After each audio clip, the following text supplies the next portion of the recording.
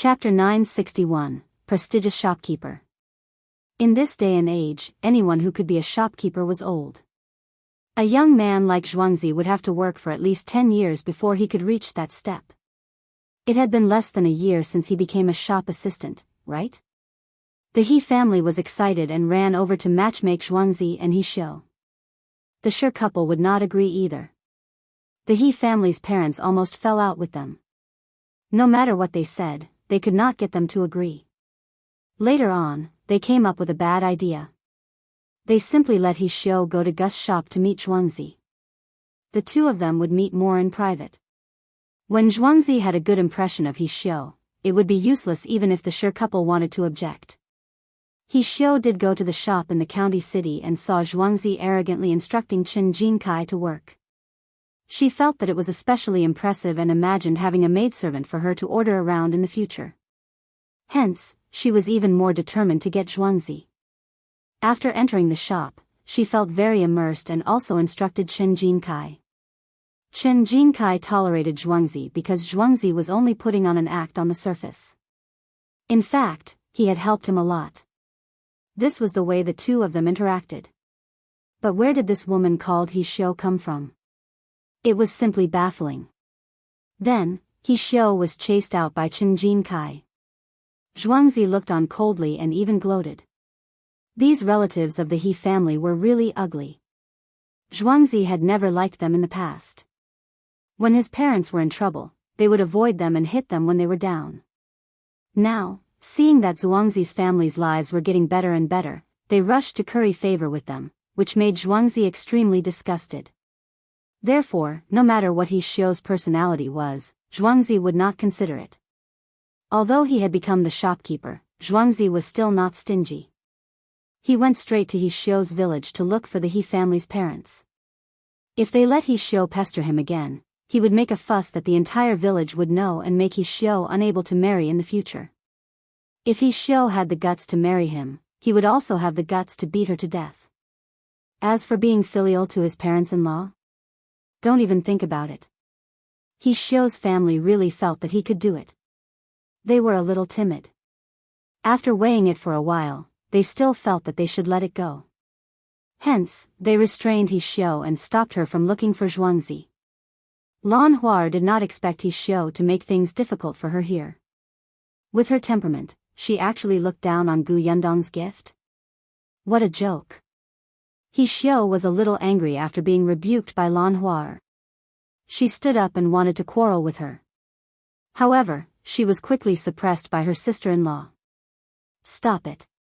Today is Lan Hua's big day. If you make a fuss, Zhuangzi will be the first to not let you off.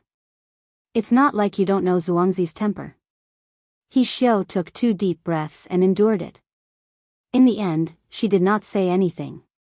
However, after lowering her head, her eyes darted around and her gaze landed on the hairpin. The He family's sister-in-law immediately changed the topic, and everyone looked away from He Shao. The chattering in the room quickly became lively again. Not long after, there was a sudden commotion outside. Immediately after, a child ran in and shouted, "The groom is here! The groom is here!" He rode a tall horse over. He's so awe-inspiring. Everyone in the room stood up and chuckled as they asked Lan Huar to quickly cover her head. After a while, there was even more noise outside. There were a lot of people in the room. Soon, a portion of them went out. He Shao also squeezed out of the crowd. If you find any errors, ads pop up, ads redirect, broken links, non-standard content, etc., please let us know each report so we can fix it as soon as possible. Chapter 962, Madame Yang is a fool. However, no one realized that He Shao had something in her hand when she went out. Jiang Bao was blocked outside the door by Zhuangzi, Big Qian, and Gosheng. One moment, they wanted him to flip around, and the next moment, they wanted him to recite poetry. The onlookers were overjoyed. However, Zhuangzi thought that he knew a few words and even pretended to come up with couplets, causing Yun Shu and the children to laugh. Jiang Bao was quick-witted. In addition, he called Ah Go, a skilled person, over to help. Not long after, the people in the courtyard could not stop them and let them in. Gu Yundong stood in the crowd and watched the commotion. She suddenly thought of Shao Qingyuan. She didn't know when he would be back, but she had received a letter from him 2 days ago.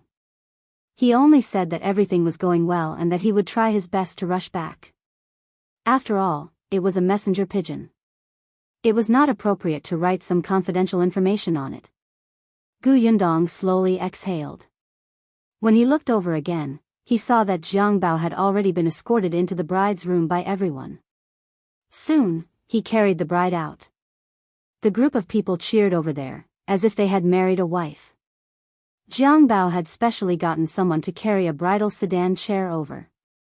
In this day and age, when one got married in the countryside, those who were really poor would directly walk back. Those with slightly better conditions would drive a carriage over to pick the wife up. It was the first time in Yongfu village that someone like Jiang Bao rode a tall horse and got someone to carry a red sedan chair. Update by N0 of Go. C0 The villagers were extremely envious, especially those young wives. When they thought about how their weddings had been cold and cheerless previously, but Lan Huar could sit in the bridal sedan chair, their hearts itched. Lan Huar will enjoy life in the future. That's right. Who would have thought that the Shi family would have such good fortune a year ago? The Shi family is lucky. They're following the Gu family now. When Lan Huar returns to the family, I heard that Zhuangzi and the Shi family's son-in-law are going to the prefectural city. He Xiao was very disdainful when she heard this. Just wait. She wanted to see if the Gu family would always take care of the Shi family in the future. Lan Huar was taken away. Shi Dashan and his wife were reluctant, and their eyes were red. Even though Jiang Bao had repeatedly promised to take good care of Lan Huar and not let her suffer, they were still worried. It was only when the bridal sedan was further and further away and could no longer be seen that Shi Dashan turned around and started to call everyone into the courtyard to eat. Gu Yundong sat at the head of the table with Madame Yang beside her. However, Madame Yang was a child. After eating, she got off the table and went to play with Yunka. Gu Yundong let her be and only let Lu Hongxiu keep an eye on her.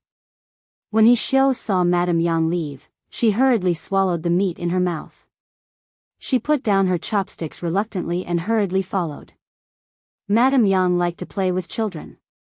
In the past, there were children who secretly scolded her for being a fool. Later on, the Gu family became better and better, and Gu Yundong became more and more domineering. These children were reminded by the adults not to offend the Gu family. Moreover, because Yun Shu was good at her studies and had a lot of experience, she had vaguely become the king of children in this village. Therefore, when Madame Yang came over, the children were also very friendly to her. However, He Xiao frowned. It was mainly because Lu Hongxiu was watching over Madame Yang, so she couldn't find a chance to get close to her. He Xiao had already thought it through. Madame Yang was a fool. She was easy to deceive and trust. She would tell Madame Yang that the hairpin belonged to the Gu family and was worth a lot of money. It was a pity to give it to someone else. Wouldn't it be good to leave it for her daughter as a dowry in the future? She could make her daughter proud later. If you find any errors, ads pop up, ads redirect, broken links, non-standard content, etc., please let us know it report so we can fix it as soon as possible. Chapter 963, Approaching Madame Yang. He Xiao had heard that Madame Yang doted on Gu Yundong very much.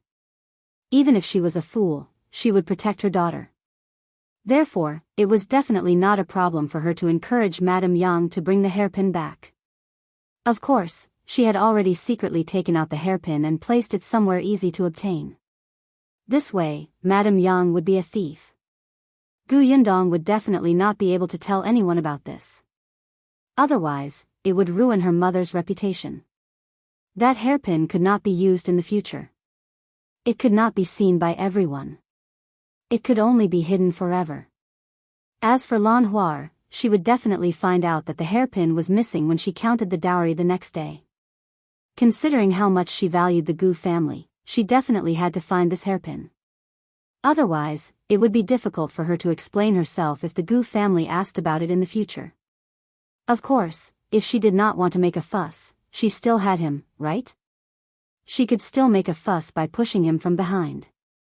That fool, Madame Yang, might even shout it out herself. In that case, it would be strange if the Gu family and the Shi family could continue to be friends. Ha ha ha ha, Shao couldn't help but laugh at the thought. And yet, she had a good plan, but that brat Lu Hongxiu had been following Madame Yang, so she had no way to do anything. Shao was a little anxious. If this continued, Gu Yundong and the rest would finish their banquet. After a while, her eyes suddenly darted around. She simply pulled a girl about her age along and joined the children in playing. The children were stunned for a moment, but Madame Yang was very happy. After all, these children were shorter than her. She was overjoyed that the two newcomers were as tall as her. Lu Hongxiu, who was standing at the back, narrowed her eyes slightly. She was not following Madame Yang. As long as Madame Yang was in her line of sight, there was nothing to worry about. She just felt that this girl who suddenly appeared beside Madame Yang was strange. Lu Hongxiu was meticulous, so she paid more attention. Soon, she realized that this girl would come to Madame Yang's side from time to time and mutter. She looked like she was joking, but the scheme in her eyes could not be hidden from her. After all, Shao was inexperienced. It was not enough to play tricks in front of Lu Hongxiu. Lu Hongxiu did not know what she wanted to do and could only watch. However, she still called her sister, Lu Hongxiao, over and asked her to inform Mississippi Gu Yundong had already finished eating, but she could not leave halfway. In addition, the person at the table had been talking to her, so she could only continue to sit. Unexpectedly, Lu Hongxiao ran over and secretly told her that someone had designs on Madame Yang. Gu Yundong narrowed her eyes. TSK, someone actually had designs on her mother again. Last time, there was Jiang Yongkang. Who was so blind this time? She just didn't know if they wanted to harm her mother or if they wanted her help. Gu Yundong got up, informed Shi Dashan and his wife, and followed Lu Hongxiao out. Lu Hongxiu was standing outside the door. When she saw her, she hurriedly called out, "Mississippi." "Yes, how's my mother?"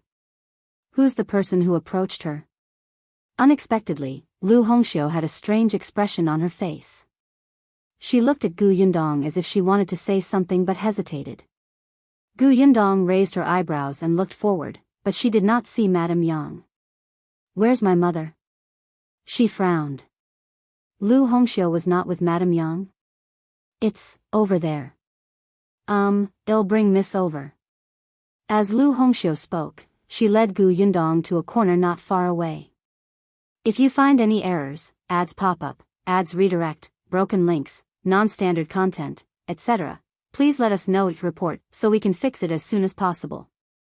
Chapter 964. I squeezed it back before she reached the corner of the wall. She heard begging sounds coming from inside. The voice wasn't loud. When she got closer, she could vaguely hear the words, "Stop hitting me." "Hit?" Gu Yundong frowned and turned to look at Lu Hongxiu. The latter nodded and said, "It's the girl called Shao." Gu Yundong took a few steps forward and turned the corner. He saw a few children surrounding a girl, their little fists landing on her. Yunshu snorted. "Who asked you to bully my mother? Do you think we're blind? How dare you be so unscrupulous in front of me? It'll be unfilial if I don't hit you." "Yes, unfilial." Yinka swung her fist and hit Shao's shoulder hard. It was just that her position was not very good, and her own hand hurt to death.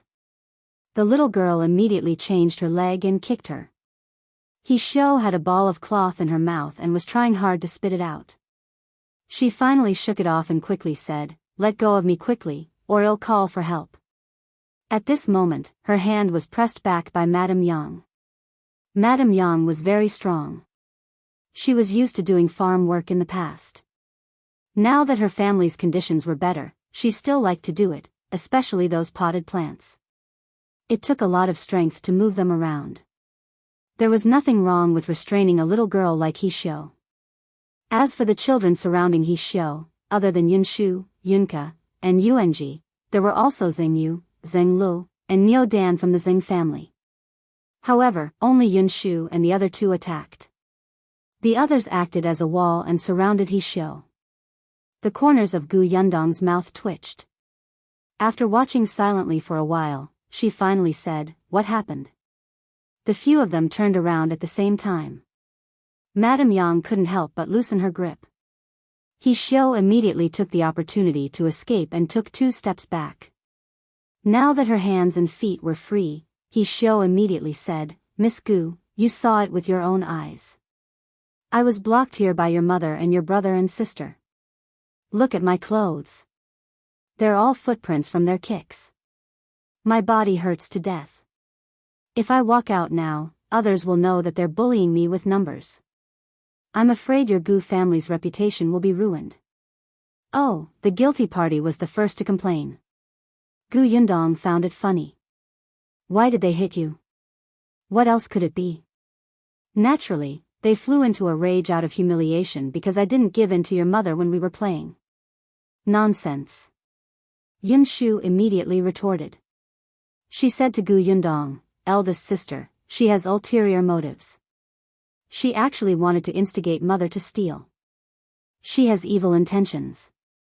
We can't let her off easily." "I didn't," Shao immediately retorted.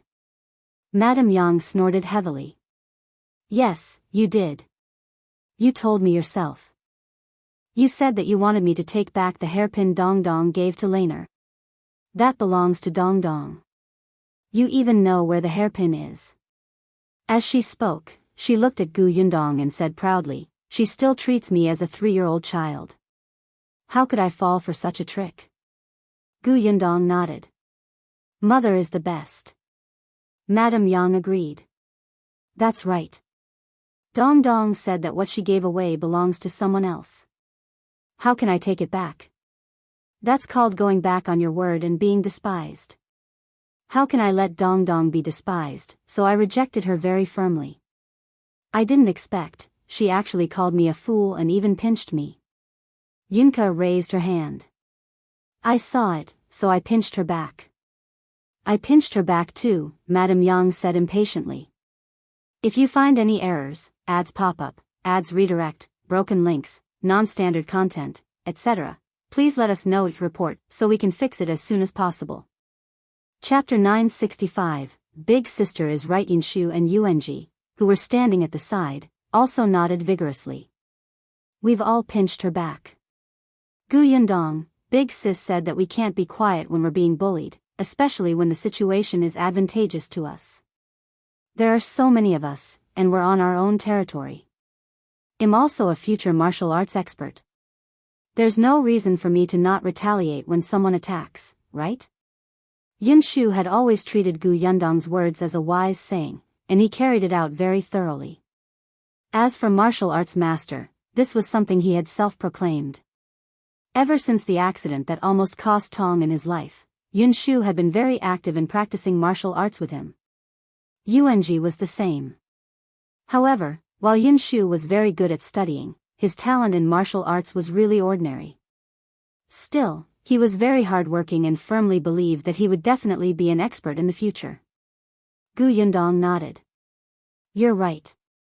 As expected of what she had taught him. It was very good. However, Shao, who was at the side, almost vomited blood. Indeed, she had only pinched Madame Yang, but that was not serious. It was not heavy at all and did not hurt her. In the end, these brats had pinched her arm until it was bruised. Even now, she still felt a dull pain. What was worse was that not only did they push her into this corner, but they also taught her a lesson. Shao was filled with regret. Madame Yang was not an ordinary fool. Gu Yundong looked at Shao. "So, you want to scheme against my mother, right? And I gave that hairpin to Lan Huar. It should have gone to the Jiang family with Lan Huar now. Why is it still here? Did you steal it?" Shao's heart skipped a beat and she quickly looked up. Unexpectedly, she met Gu Yundong's sharp gaze and immediately defended herself. "I didn't, Miss Gu. Do you believe what they say? The children just don't like me and are messing with me. I've never said anything about a hairpin. Never. If you don't believe me, look at your mother. Do you see any traces of me pinching her? After saying that, she wanted to walk out. Forget it, I won't argue with the children. I'm unlucky. Can I leave? Shao wanted to leave before Gu Yundong could react. Unfortunately, just as she turned around, Tong Shuitao stood behind her. Immediately after, Gu Yundong's faint voice sounded from behind. You're a guest of the Shi family. You clearly know the relationship between the Shi family and my family, but you still want to use that hairpin to frame my family. You have a grudge with the Shi family and want to sow discord, right? Tell me, where is that hairpin? Shao's expression changed. She wanted to leave, but her path was blocked. She wanted to defend herself, but Gu Yundong seemed to have guessed her intentions. She rolled her eyes and immediately wanted to shout at the top of her lungs, "Help!" Before she could finish speaking, Gu Yundong struck her from behind and knocked her out. Tong Shuitao caught her and asked Gu Yundong, "Miss, how should we deal with this? This is a guest of the Shi family, and the Shi family's banquet isn't over yet. Take her home first. Later, call Shi Dashan and the others over and see what they plan to do." Yes. After Tong Shuitao finished speaking, she carried Shao back to the Gu family as if she was carrying a dead person. The Shi family's banquet was at noon. At this moment, they were almost done eating. Other than a few women from the same village who helped, only their close relatives were still there. The sister-in-law of the He family was there, but she could not find Shao at this moment. If you find any errors, ads pop up, ads redirect, broken links, non-standard content, etc., please let us know each report so we can fix it as soon as possible. Chapter 966. Crying from her foolishness. The He family's parents also came, but they had something to do at home. They quickly went back after eating, leaving the He family's eldest sister-in-law to find Shao and bring her back. However, now that Shao could not be found, she immediately became anxious and quickly went to look for Shi Dashan and his wife. It was at this moment that Tong Shuitao came to the door and told them about Shao. When Shi Dashan heard that Shao had actually schemed against Madame Yang to ruin his daughter's marriage, he was furious. He quickly went to the Gu residence with his wife, He, and brought the He family's eldest sister-in-law along. The He family's eldest sister-in-law was dumbfounded. She only found out what had happened from He on the way to the Gu family. She was so angry that she almost collapsed. She wished she could turn around and go home quickly so that her in-laws could take her sister-in-law away. What was going on? Was Shao's brain damaged? It was fine if she caused trouble for the Shi family. After all, He was her aunt.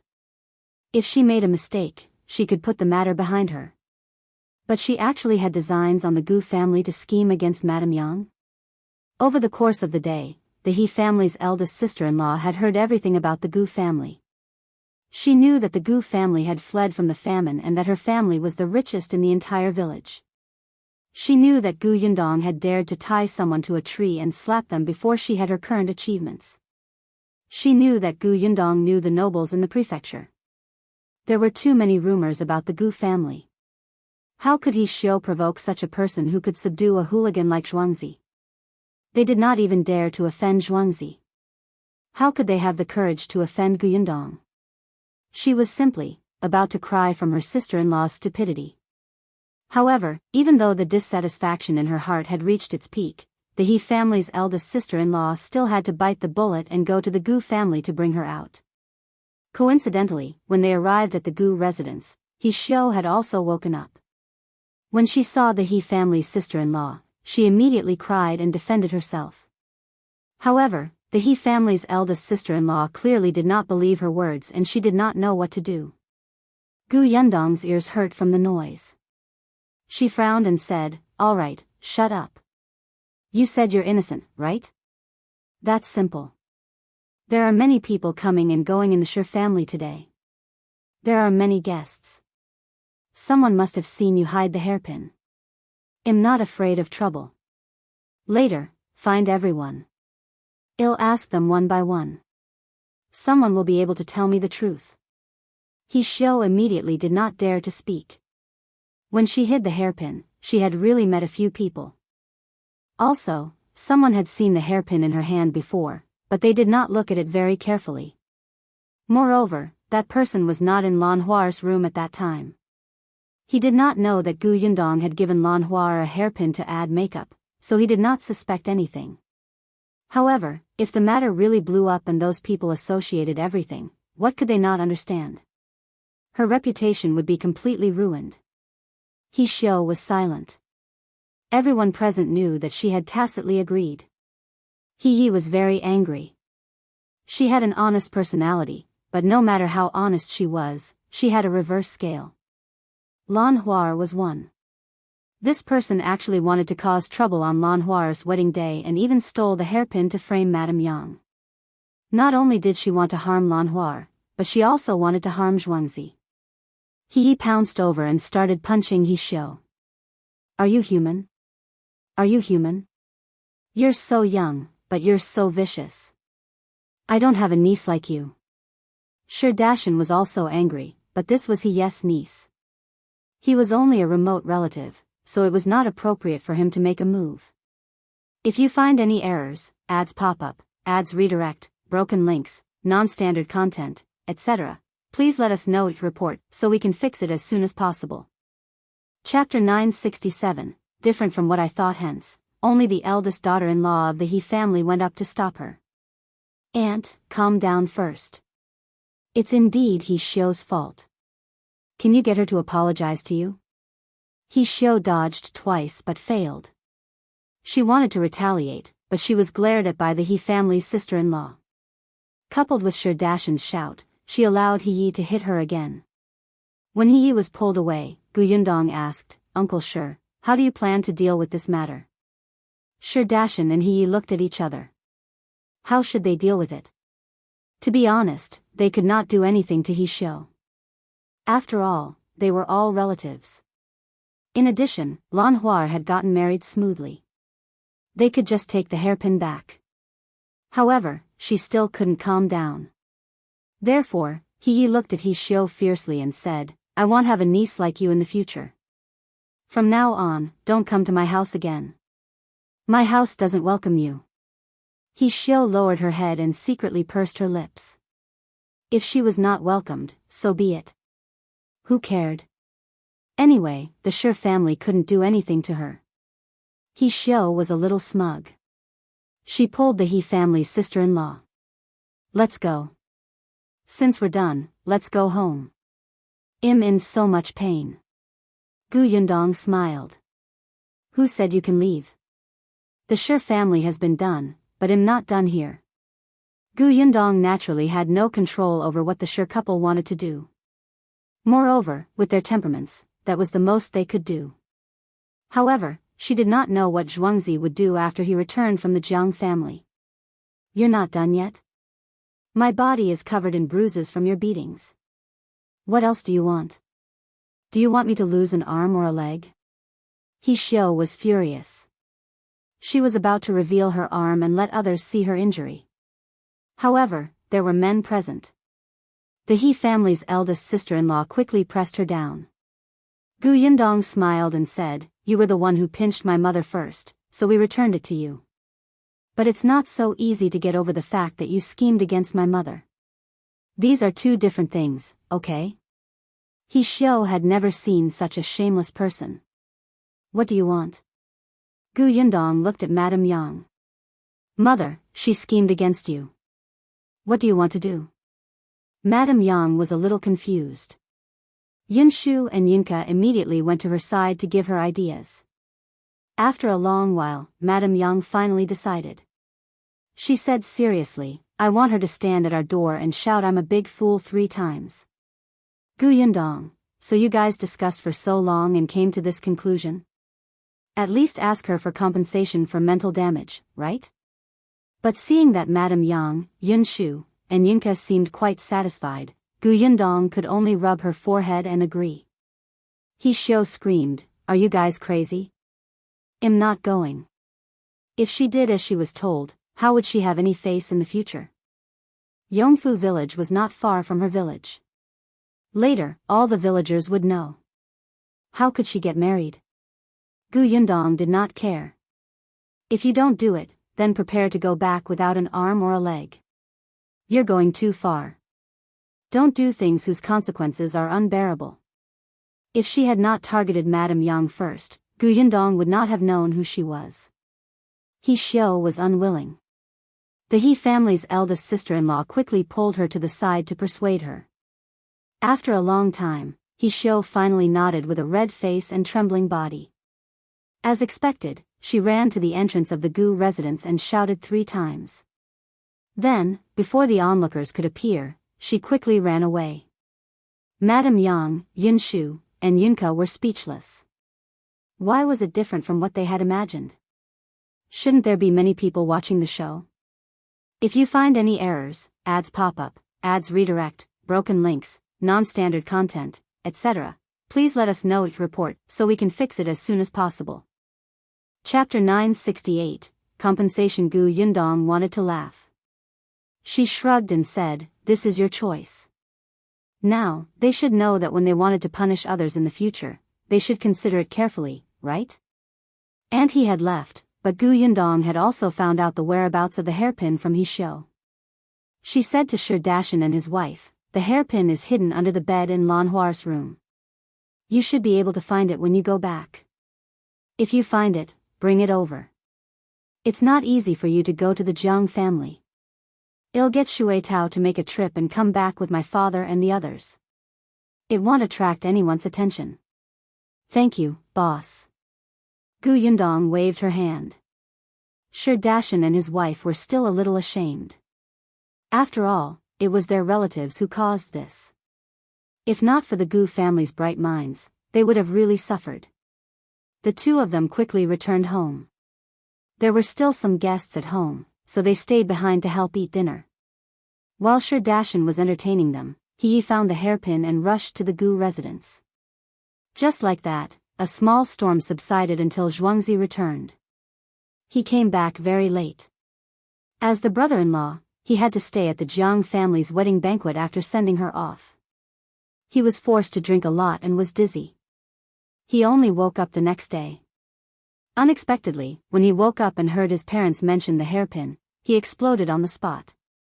After washing his face, Zhuangzi went straight to the He family. He was not someone to be trifled with, especially when it came to the He family, who did not treat them as family at all. He kicked over the basket in the He family's courtyard. Then, he asked He Shao for compensation, but the He family refused. He even scolded Zhuangzi for being unfilial and disrespectful to his elders. Zhuangzi almost broke his hand. In any case, his sister was already married, and he was not in a hurry to get married. He did not care about reputation at all. He directly started fighting with his uncle. He was no match for him at all. In the end, the others in the He family could only give him 1 tael of silver as compensation. Zhuangzi took the silver and even stole an old hen in the courtyard before he left. "This is to calm my parents down." "Who asked He Shao to scare them yesterday?" "You, uncle." He was so angry that he almost vomited blood. "In the future, the He family will have nothing to do with your mother. We won't be relatives anymore. Well, sever our ties." Zhuangzi sneered. "I can't wait. Who cares about you guys?" He had long wanted to cut ties with them. Ever since the 2 elders of the He family passed away, he had treated it as if he did not exist.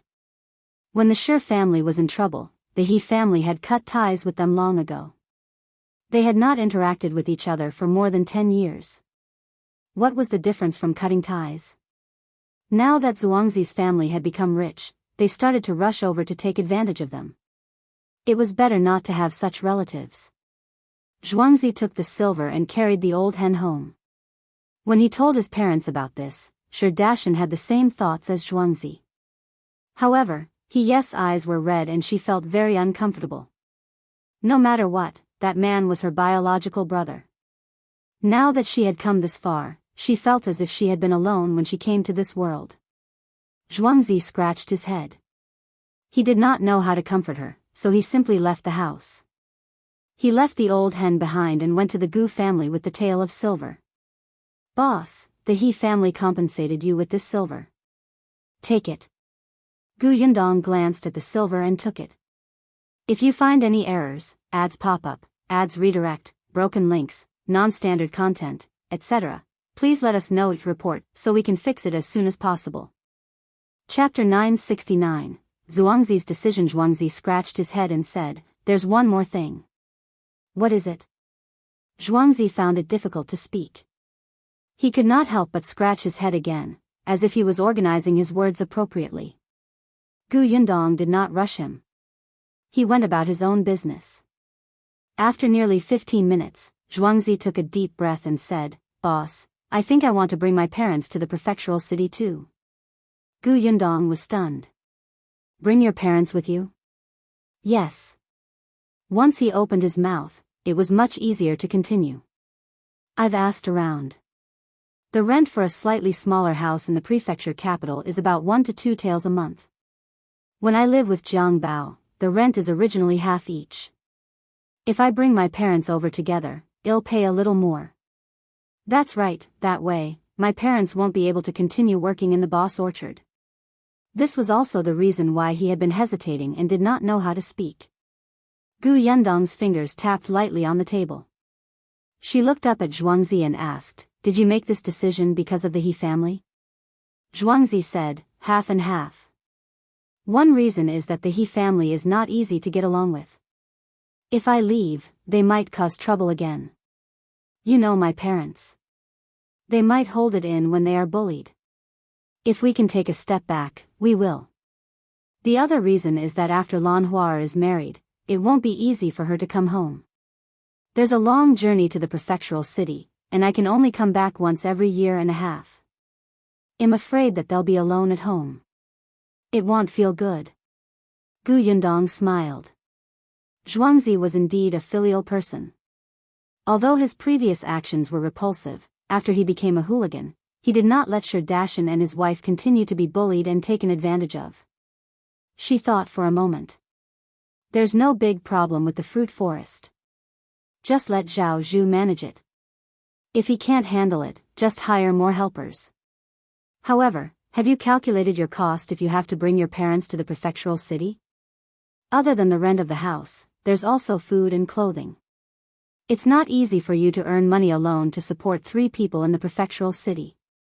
Zhuangzi was vexed. He had calculated this cost before.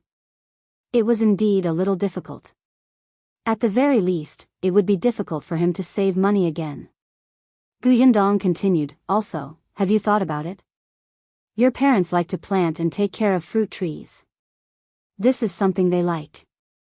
If they are brought to the prefectural city and can only stay at home all day to cook, wash, and chat with others, will they live comfortably?" Zhuangzi's body stiffened. Yes, that was the biggest problem. Upped at TE by Nav 0. C0 He wanted his parents not to work too hard and enjoy life, but he also wanted them to do what they liked to do. However, how could anyone get all the good things in this world? Zhuangzi immediately felt conflicted. In that case, he couldn't bring his parents to the prefectural city? Could it be that he would continue to stay in the county city as a shopkeeper and let Chen Jinkai go to the prefectural city to be a shop assistant? However, he had already promised his boss that everything had been arranged. There was no reason for him to go back on his word. Seeing that a large amount of hair on his forehead was about to be pulled off, Gu Yundong smiled and said, "I have an idea here. Do you want to hear it?" "Yes, of course." Zhuangzi's eyes suddenly lit up. The boss was smart. Her idea would definitely be the best of both worlds. If you find any errors, ads pop up, ads redirect, broken links, non-standard content, etc., please let us know each report so we can fix it as soon as possible.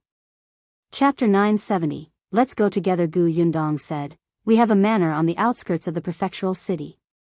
It's used to grow fruit trees and medicinal herbs. Your parents like to grow fruits, so it's just right to go there." In her opinion, Dajiang and his wife were the best at planting trees. Last time, she had also walked around the manor.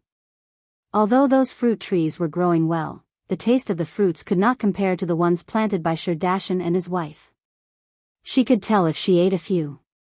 However, such technical talents could only be chanced upon by luck. If Sher Dashan and his wife went to the manor, it would be a good idea. With Zhao Zhu here, he would interact more with Sher Dashan and have a certain amount of experience in taking care of fruit trees. Letting Sher Dashan and his wife leave at this time would not result in a bad outcome. That farmstead is outside the city, and there's a place to stay in it. If you want to see your parents, you'll be there soon after leaving the city. It's much closer than Yongfu village. The more Zhuangzi listened, the brighter his eyes became. Yes, yes. If it was just outside the city, it would be equivalent to the distance from the county to home. It was no different from now. Moreover, their parents could continue to do what they liked. Zhuangzi felt that there was no better idea than this. He immediately thanked Gu Yundong again and again. Thank you, boss. Boss, you're the best boss in the world. I'll definitely be loyal to you for the rest of my life and work for you. Really? Gu Yundong, no need to go that far. Had he been with Jiang Bao for too long? Had he even learned how to flatter? Zhuangzi chuckled. Gu Yundong waved her hand. All right, hurry up and go back. You have to discuss this with your parents first and get their consent. All right, I'll go back now. After saying that, he jumped and turned to run out of the Gu residence. That day, Zhuangzi did not come again. The next day was the day Lan Hua returned home. Jiang Bao brought her back. After lunch at the Shi residence, the entire family came to the Gu residence. Gu Yundong watched as Lan Hua combed her hair into a woman's bun and smiled shyly. From time to time, she would look into Jiang Bao's eyes. The romance between a young couple was vividly displayed. It seemed like she had been living quite well these few days. The interaction between the two was so sweet that Zhuangzi could not take it anymore. He rubbed his arms and quickly got down to business. Boss, we've already discussed it. My parents have decided to go to the manor on the outskirts of the prefectural city. They'll pack up in the next few days and come with us. Gu Yundong nodded. This was also within her expectations. Sher Dashan and his wife did not have any particularly good friends in the village. In the past, they spent most of their time in the fields or at home. Especially at that time, Zhuangzi was a hooligan, so no one interacted with this family. Later on, they started to make friends, but they did not have good friends, so they did not feel reluctant. Also, Zhuangzi continued, although my parents will live in the manor in the future, Jiang Bao and I still plan to rent a house outside together. After all, Lan Hua is going to the prefecture capital with us. If Lan Hua did not go, he and Jiang Bao could live in the courtyard at the back of the shop.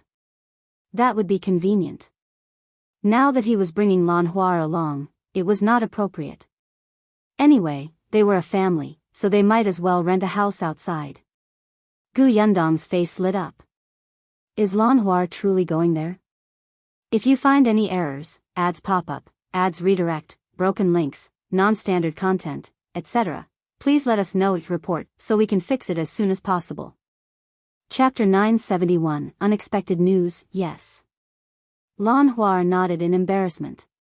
Logically speaking, she should have stayed at home to take care of her in-laws. However, Jiang Bao insisted on taking her away. They were newlyweds, and he did not want them to be separated. What was the difference between that and not being married? Although Jiang Bao's parents were a little unhappy, Jiang Bao was the most promising person in the family now. In addition, Jiang Bao's words were pleasant and he promised to give more money to the family. His parents did not force Lan Hua to stay at home. However, since Lan Hua had gone to the prefectural city, they would get the couple to quickly give birth to a child. Jiang Bao agreed immediately. In any case, he had achieved his goal. Gu Yundong laughed. Since you're also going to the prefectural city, do you want to consider becoming a female worker at New Tea Pavilion? Everyone fell silent and looked at Gu Yundong in shock. The name New Tea Pavilion was not unfamiliar to them. Although they had never seen it with their own eyes, they knew that this was a shop opened by the boss in the prefectural city. It was specially used to entertain female guests. The shopkeepers, chefs, and waiters inside were all female. Now, the boss actually wanted to hire Lan Huar as a female worker? This, Lan Huar became excited. Can I really go? Of course you can. I've wanted to find you for a long time. However, you wanted to get married previously. After you got married, I wasn't sure if you wanted to stay at home or go to the prefectural city, so I didn't say anything. Now that it's confirmed, I naturally have to ask if you're willing. Yes, of course I'm willing. As a female worker, she could earn more money. Now that she had her own small family, she would have her own children in the future. She had heard that everything in the prefectural city was expensive. If she had to rely on Jiang Bao alone to support her and her children and provide for her parents, how much pressure would that be? Hence, she had already thought about it. When she arrived at the prefectural city, she would do more embroidery to cover for the family's expenses. Although it was not much, he could at least help Jiang Bao share some of the burden. He would not be too flustered if he had some money. Unexpectedly, before she could go to the prefectural city, her boss gave her a huge surprise. It was just, "Boss, can I do it well? I don't know anything. Will I mess it up for you? If you don't know anything, then learn. Everyone learns everything from nothing." Gu Yindong felt that with Lan Huar's smartness, she was definitely much better than that Shao Yi from before. I'll bring you to meet Su Qing later. She already has experience. If you have any questions later, just ask her. Okay. The matter was settled just like that. The Shi family was very happy. Jiang Bao brought Lan Huar home and did not mention this to his parents. They had agreed on how much money to give the family. What if the brothers at home were unhappy because Lan Huar had an extra salary and wanted him to give an extra? Jiang Bao was planning for himself. In the next few days, the Shi family and the Jiang family began to prepare to go to the prefectural city. Gu Yindong handed over the fruit trees that the Shi family was in charge of to Zhao Zhu. Zhao Zhu was very happy. The more he managed, the more capable he was. However, he had already started to hand over some to his son. Gosheng was also becoming more and more diligent. The relationship between the father and son had taken a huge step forward compared to before, and many of the knots in his heart were slowly untied. 5 days later, the Shi family and Jiang Bao with his wife placed their luggage in the carriage and prepared to head to the prefectural city. Gu Yindong had to go with her. After all, she had not been to the prefectural city since the new year. She had to look at the account book and send red packets after the new year. She had to explain things clearly. Unexpectedly, just as they were about to set off, they heard an unexpected piece of news. If you find any errors, ads pop up, ads redirect, broken links, non-standard content, etc., please let us know your report so we can fix it as soon as possible. Chapter 972, The Li family's second branch. The niece of the Shi family, He Xiu, was engaged. Moreover, the person she was engaged to was from Yongfu village. The Shi family was a little stunned. What was the He family thinking? The two families had just fallen out, and the He family wanted to marry their daughter here? What kind of family was so attractive to He Xiu? Gu Yindong asked around and got an answer. Her expression immediately became strange. It was actually the Li family. The son of the second branch of the Li family. Gu Yindong did not have a good impression of the Li family, but she hated the first branch of the Li family the most. Although the second and third branches turned a blind eye to Shao Qingyuan's experiences when he was young and were dissatisfied with old Master Li doting on Shao Qingyuan, they did not persecute him too much. Therefore, Gu Yindong only treated them as strangers. Ever since she and Shao Qingyuan caused a scene in the Li family last time, the Li family's first branch did not dare to make a sound. They were like invisible people in the village and did not dare to approach the Gu family at all. It was said that they still did not dare to walk on the main road that she had built. This was also good. Only when they were afraid would they behave themselves. As for the second and third branches, they did not have much of a grudge with the Gu family. Although they were a little afraid, they wanted to earn money. Last time, they wanted to work in the Gu family's workshop, but they were rejected by Tong'an in the first round. She really did not expect the son of the second branch to be with He Shao of the He family. When He heard this, she sighed slightly. Forget it. She has nothing to do with us anymore. It doesn't matter who she marries. Anyway, we're going to the prefectural city. We won't have many chances to meet them in the future. The Shi family members nodded. Zhuangzi was glad that he had made the decision to bring his parents to the prefectural city. Otherwise, with his parents' personality, they might have been schemed against by He Shao. After all, she was so bold that she even dared to touch Madame Yang. If that was the case, Zhuangzi would definitely prevent her from marrying into Yongfu village.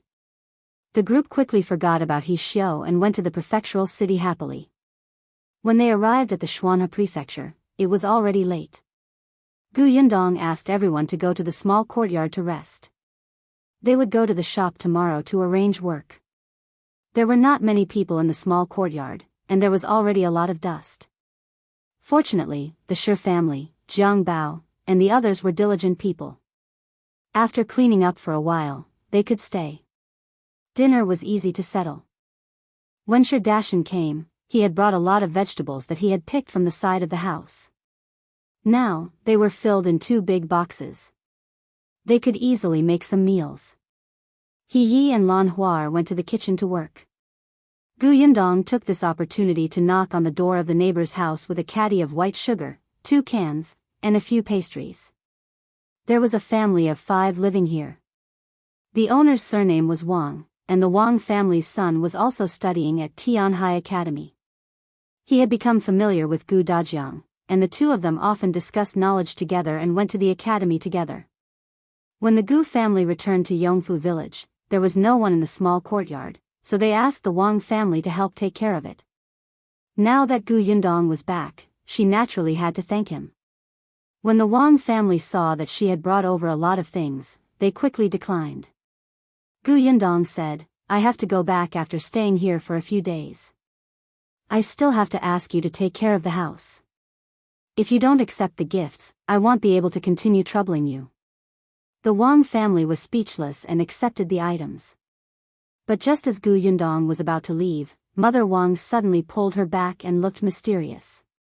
If you find any errors, ads pop-up, ads redirect, broken links, non-standard content, etc., please let us know each report so we can fix it as soon as possible. Chapter 973, Someone is looking for you, Yundong, let me tell you. When your family was not around, someone came a few times and kept wandering around your house. I don't know what he was doing. I asked a few questions, and she asked me when your family would come back. Gu Yundong was stunned. Her first reaction was to wonder if youngest Uncle Gu had been found. But on second thought, if it was youngest Uncle Gu, he must have gone to Aunt Kes' place. He wouldn't have come to the small courtyard directly. She was a little disappointed. She calmed herself down and asked, who was it? What did she look like? It's just a young woman. She's been here several times. She's been especially diligent these past 2 days. Oh, right, when she came yesterday, there was a young lady beside her. Gu Yundong searched her mind. A young woman with a young girl, who knew the address of her small courtyard. That could only be Shao Yuan and her mother. Gu Yundong described the appearance of the mother and daughter to Mother Wang, who nodded repeatedly. That's right, that's right. It's them. Yundong, do you know them? Yes, I know them. They might be looking for our family for something. I'll go over and take a look tomorrow. Then, Gu Yundong took her leave. Early the next morning, Gu Yundong brought the Shi family to Gus and met Zhenggang. Gus was as busy as ever. Fortunately, there were 2 employees and there was a break. Zhuangzi's eyes lit up when he saw the shop. He secretly said to Jiang Bao, indeed, I made the right choice to come to the prefectural city. Look at how big this shop is and how good the business is. The prefectural city is so prosperous. In the future, becoming the shopkeeper of this prefectural city will be my goal. Jiang Bao also raised his head and looked around. Compared to the prefectural city, the difference was too great. He had just walked all the way from the small courtyard. The crowd on this street was not something the county city could compare to. As for Gus, not only were there many people coming and going, but the customers were also very generous. Other than white sugar, there was no restriction on buying preserved fruit jam, so there were especially many people buying it. No wonder the Gu family's workshop wanted to hire so many people to rush the production. At this moment, be it Jiang Bao, Zhuangzi, or even Lan Huar, they were filled with fighting spirit. Now, there were 2 shop assistants in the shop. One was Ah Shu, and the other was Su Changshan. Ah Shu was originally a temporary worker. Now that Zhuangzi was here, he was finally free. Speaking of which, he preferred to run around and did not like to stay in a shop and be busy. Gu Yundong called Su Changshan over and introduced him to Zhuangzi. From now on, you will both be the shop assistants in this shop. Get to know each other first. You have to get along well and help each other. Su Changshan was honest, but he still nodded excitedly. On the other hand, Zhuangzi was very adaptable. After all, he had been a shopkeeper before. He instantly chatted with Su Changshan. Gu Yundong then distributed this year's open business red packets and told Jinggang about the shop's business. Then, they went to Shao Qingyuan's pharmacy. Jiang Bao already knew Dr. Xiong. He was also familiar with Ah Zhu in the shop. In addition, he was smart and quickly integrated into the pharmacy team. Gu Yundong would not ask Dr. Xiong about the pharmacy. After all, he was focused on studying medicine. However, with Ah Zhu around, it was enough for her to know the situation of the shop. Finally, Gu Yundong brought He Yi and Lan Huar to New Tea Pavilion. New Tea Pavilion entertained the female guests, so Zhuangzi and the others stayed behind. If you find any errors, ads pop up, ads redirect, broken links, non-standard content, etc., please let us know your report so we can fix it as soon as possible. Chapter 974, Where's My Aunt Ku? With Madame Chiu at New Tea Pavilion, it had indeed improved greatly since her visit last time. At least the waiters wouldn't make a fuss anymore. Everything seemed to be in order. When Gu Yundong arrived, all of them stopped what they were doing and greeted her respectfully, Boss Gu.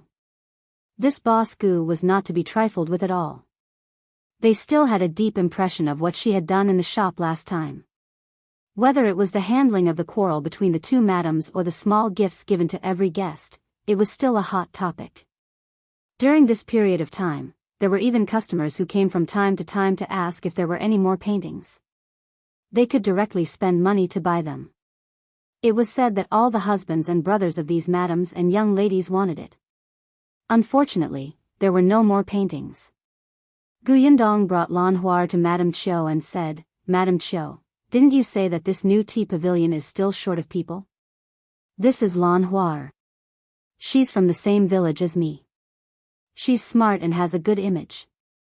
Is there a problem with her helping in this New Tea Pavilion? Lan Huar quickly followed Gu Yundong's instructions. With a smile on her face, she greeted obediently, Hello, Madame Chiu. Madame Chiu nodded slightly and sized up Lan Huar, feeling slightly satisfied.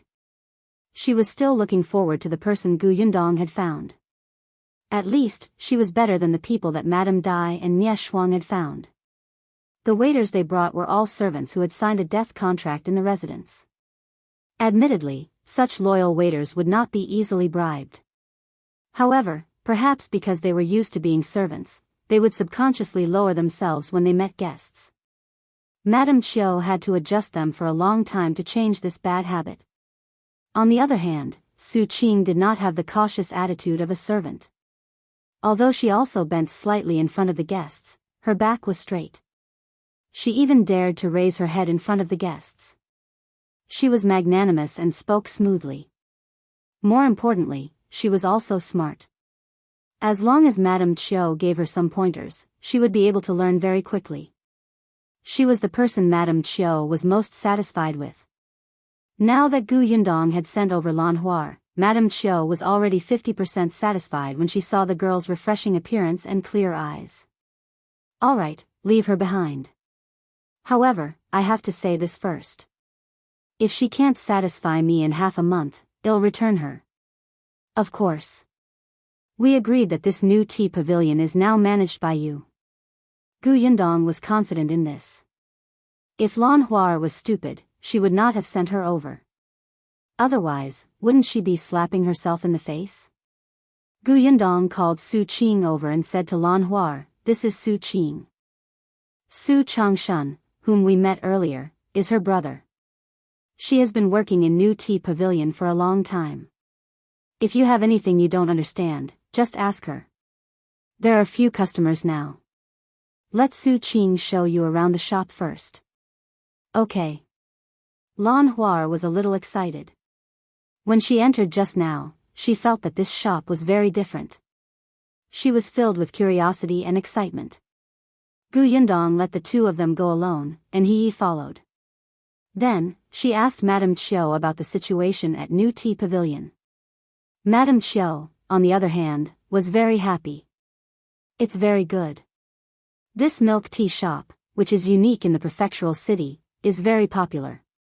If it weren't for the fact that the weather is cold and people are lazy and unwilling to go out, I'm afraid it would have been filled with people even if it was morning. Where's Aunt Ku? If you find any errors, ads pop up, ads redirect, broken links, non-standard content, etc., please let us know it report so we can fix it as soon as possible. Chapter 975, looking for eldest Aunt Ku was also helping out in the shop, but Gu Yundong hadn't seen her since her arrival. Madame Chiu waved her hand and lowered her voice. Sister Ku has gone to the capital. Gu Yundong was shocked. To the capital? Why? Did she go alone? When did she go? What happened? There were a lot of questions at once, and Madame Chiu could hear her anxiety and knew that she was very concerned about Aunt Ku. Therefore, she quickly said, she went there a few days ago. She and Nie Shuang went to the capital. It seemed to be about young Master Nie. Young Master Nie? Niezong. Ever since she came to the prefectural city, she had not seen Niezong again. Aunt Ku only said that he had been sent elsewhere by his father to train. So he had gone to the capital? Seeing that she was still frowning, Madame Chiu comforted her. Don't worry. I heard from Madame Dai that it shouldn't be a big deal, so you don't have to worry too much. Gu Yundong heaved a sigh of relief. Since Madame Dai said so, the problem must not be serious. She then asked about Madame Dai's situation and found out that she was not in the prefectural city either. It seemed that Dai Wenhua had escorted her to celebrate some old madame's birthday. Gu Yundong dispelled her plan to visit the Dai residence. Then, Madame Chiu told her about the major events that had happened in the prefectural city in the past few months. Gu Yundong had an idea. After she finished reading the account book, she planned to leave New Tea Pavilion. Gu Yundong still had to look for Shao Yuan and her mother and ask them if there was anything urgent. She planned to go alone. It was not far from here. Therefore, she asked He Yi and her daughter to stay here. If they could help, they would help. Or they could see how others treated the guests. It was good to get used to it in advance. Then, Gu Yundong took Tong Shuitao and drove the carriage to Xingtao Street. She went to Shao Yuan's house and knocked on the door. Fortunately, Madame Fan and Shao Yuan were both at home. It seemed that they did not go to the flower market to sell flowers today. When Gu Yundong stepped through the door and realized that there were not many flowers in the courtyard, she understood. The weather was cold, and there were not many people in the flower market. There were also fewer flowers. When she saw Gu Yundong, Madame Fan quickly welcomed her. Miss Gu, you're all back? No, I'm the only one back. I still have to leave in a few days. I heard from the aunt next door that you and Shao Yuan went to the small courtyard to look for our family. Is there anything wrong? Madame Fan nodded. There's indeed something I want to talk to your eldest aunt about. Looking for eldest aunt? Yes, eldest aunt went to the flower and bird market to sell wood carvings. The stall was adjacent to Madame Fan's. The two of them seemed to be quite compatible. It was said that they had a good relationship. Here it goes. Previously, your eldest aunt told me to help pay attention to whether there are any houses here for rent.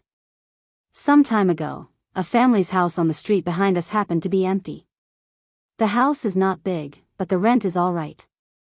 It costs 1 taels a month, so I went to the small courtyard to look for your eldest aunt.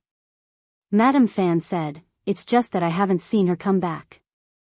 Moreover, 2 days ago, I saw someone bringing people to take a look at the house. It was because the other party was not satisfied with the price and wanted to lower the price, so there was a dilemma. I'm worried that if we wait a little longer, that house will be rented out. To be honest, it's not easy to find a house there. Although Qingtao Street was also a chaotic place, and there were local tyrants who would come out from time to cause trouble, its position was actually not bad. The rent for the places with slightly better security was expensive. If you find any errors, ads pop up, ads redirect, broken links, non-standard content, etc., please let us know each report so we can fix it as soon as possible. Chapter 976. Gu Dajiang participates in the county examination. Gu Yundong pursed her lips slightly. Eldest Aunt Gu had told her and Gu Dajiang not long ago that she wanted to move out. Gu Dafeng was a strong-willed person. It was naturally not a problem for her to live in a small courtyard for a short period of time, but she could not live there forever. After all, this was the Gu family's house, and she had already married into the Bian family. There was no reason for her to stay at her younger brother's house with her husband and son. However, she did not have enough money on hand at the moment, so she could only find a cheaper and smaller place to rent. After getting to know Madame Fan, eldest Aunt Gu heard from her that Qingtao Street was not bad and that there were acquaintances like Madame Fan and her daughter around, so she asked them to help keep an eye on it. She just didn't expect it to happen so quickly. But it was impossible for Gu Yundong to let Gu Dafeng move here now. Bien Han's legs had not recovered yet. If he moved out now, if he was not careful, the early treatment would all be in vain. Eldest aunt was going to sell wood carvings. If uncle was the only one at home, what if he accidentally fell? At the very least, they had to let him stand up on his own. Only then could he move out.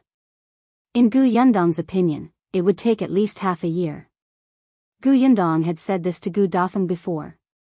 After some consideration, Gu Dafeng finally agreed to continue living in the small courtyard. However, she clearly did not have time to tell Madame Fan about this. This was a waste of Madame Fan's efforts. Wait a minute, Gu Yundong suddenly thought of Zhuangzi. Didn't they say that they were looking for a house? If they lived here, Zhuangzi and Jiang Bao could go to the shop with Su Changshan, and Su Qing could be with Lan Huar. The two women wouldn't have to worry too much. Everyone lived close to each other and could help each other. At the thought of this, Gu Yundong hurriedly said to Madame Fan, "Thank you for your kind intentions, Aunt. My eldest aunt won't rent a house here for the time being."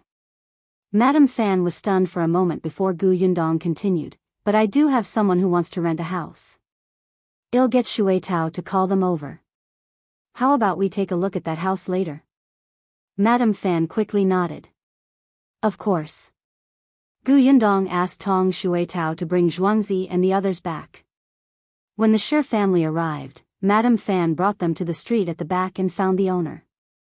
The owner looked at the large group of people and was shocked. He asked Madame Fan, "There are so many people living here?" "Of course not," Gu Yundong replied. "The three of them are the tenants. We're just here to take a look." The owner heaved a sigh of relief. His house was small. If he squeezed so many people in, it would make him feel like his house was about to be destroyed. These people were up to no good. The group of people entered the house and walked around. The house was indeed small and there were only 2 rooms. It was just right for Zhuangzi and Jiang Bao to have one each. However, the house was quite clean. Gu Yundong felt that it was not bad. Zhuangzi and the others were also quite satisfied. They even seemed a little excited. In the end, Gu Yundong helped bargain and rented it for 1.3 taels a month. After settling the matter of the house, Zhuangzi, Jiang Bao, and Lan Huar also did their own jobs and quickly got to work. 2 days later, Gu Yundong brought Shi Dashan and his wife to a manor in the suburbs and handed them over to Shui Zongguang. After they settled down, she returned to Yongfu village without stopping. 5 days later, the date of the county examination arrived. The Gu family woke up early in the morning. Gu Yindong even checked Gu Dajiang's things several times. Very good. The brush, ink, paper, and inkstone were all there. The 10 pieces of clothing were also put on. Everything was ready. The rest would depend on her father's luck. She hoped that nothing would happen to his position. However, things did not go as planned. If you find any errors, ads pop up, ads redirect, broken links, non-standard content, etc., please let us know each report so we can fix it as soon as possible. Chapter 977, Daughters Love. Outside the county examination hall, there were many people squeezing in. It was still early, and the sky was not completely bright. The temperature was low and very cold. Gu Dajiang couldn't help but heave a sigh of relief when he got out of the carriage. There were too many people, so the carriage could only stop a little further away and then they had to get down to walk. Gu Dajiang held a test basket in his hand. It was filled with many things that Gu Yindong had prepared for him. The group of people followed him in. Not long after, they saw Qin Wenjing standing not far away. Yi Junkin and his family stood beside him. This time, only Yi Junkin participated in the county examination in Qin Wensheng's school. The 13-year-old youth was a little excited and nervous. His family even pulled him along and reminded him. Yi Junkin quickly greeted Gu Dajiang. Qin Wenjing looked at the two of them and said, "The first round of the county examination isn't difficult. Most people who can read and write well will pass. As long as you're not too nervous and maintain a clean and tidy paper, it won't be a problem to pass. The examiner will naturally explain the rules of the examination hall to you later. Just do as you're told." Then, he lowered his voice and added, "Remember, you can't mention His Majesty's name or those of the late emperors." The two of them nodded and carefully noted it down. Not long after, there was a sound in front of them. They were preparing to enter the venue after the body check. Gu Dajiang and Yi Junkin quickly walked forward and lined up at the back of the queue. There were many people participating in the county examination. There were hundreds of people in Fengkai County, so they were divided into several rows for body check. Gu Dajiang stood at the back of the team and couldn't help but rub his nose. After all, he was considered rather old here. Most of the people who participated in the county examination were about the same age as Yi Junkin. For someone like Gu Dajiang, if he hadn't even passed the county examination, he would basically be recognized as not talented in studying. Most of them wouldn't take the examination again. Of course, there were also some who refused to give up. They were already so old and even had grandchildren, but they still refused to give up. Every year, such people participated in the county examination and would be pointed at and discussed softly. Now, Gu Dajiang had become the subject of discussion. But, he was fearless. Fortunately, it wasn't long before it was his turn. Gu Dajiang handed the examination basket to the guard and let others remove his coat with a calm expression. 1, 2, 3, 4, 5, the guard was speechless. Is this person crazy? He looked at Gu Dajiang with a strange expression. The corners of his mouth twitched as he asked, "How many clothes are you wearing?" 10. Gu Dajiang glanced at the shocked expressions of the people behind him from the corner of his eye. He coughed lightly and said, "There's nothing I can do. My children are filial. They insist that the weather is still cold and the exam is quite stressful. If I accidentally catch a cold, won't all my previous efforts be in vain? I can't let them down." In the end, he even puffed out his chest. "Don't worry, they're all thin clothes. It's obvious at a glance. There's no problem." The corners of the guard's mouth twitched as he glared at Gu Dajiang in dissatisfaction. This was clearly increasing their workload. Hence, the examination basket had already been checked. They were still looking at Gu Dajiang's shoes. However, when they saw Gu Dajiang putting on his clothes again and warming up, the others who were watching the joke couldn't help but shiver. They were so cold. After checking, Gu Dajiang walked in relaxed. After entering, they still had to queue up and wait for the county officials to call their names. There would also be a ritual. If you find any errors, ads pop up, ads redirect, broken links, non-standard content, etc., please let us know each report so we can fix it as soon as possible. Chapter 978, Failed the First Examination? After confirming everything, Dajiang walked in with his badge. However, the more he walked, the more hesitant he became. A faint smell that left a deep impression on him came from the tip of his nose. In the end, he stood in front of his examination booth with tears streaming down his face. Yundong, you jinx. His luck was indeed extraordinary. He was really next door to the toilet. Why aren't you going in yet? The guard behind looked over and asked with a frown. Dajiang chuckled in his heart. You already know the answer. Why don't I go in? Then why are you standing so far away? Why are you covering your nose when you ask? He wanted to take a deep breath, but after thinking about it, he decided not to. He even tried his best to slow down his breathing and slowly walked into the test shed. Fortunately, he had such experience before and was used to it, or maybe not. Dajiang couldn't help but curse. He quickly took out the examination basket, found 2 patches of ointment, and pasted them on his temples.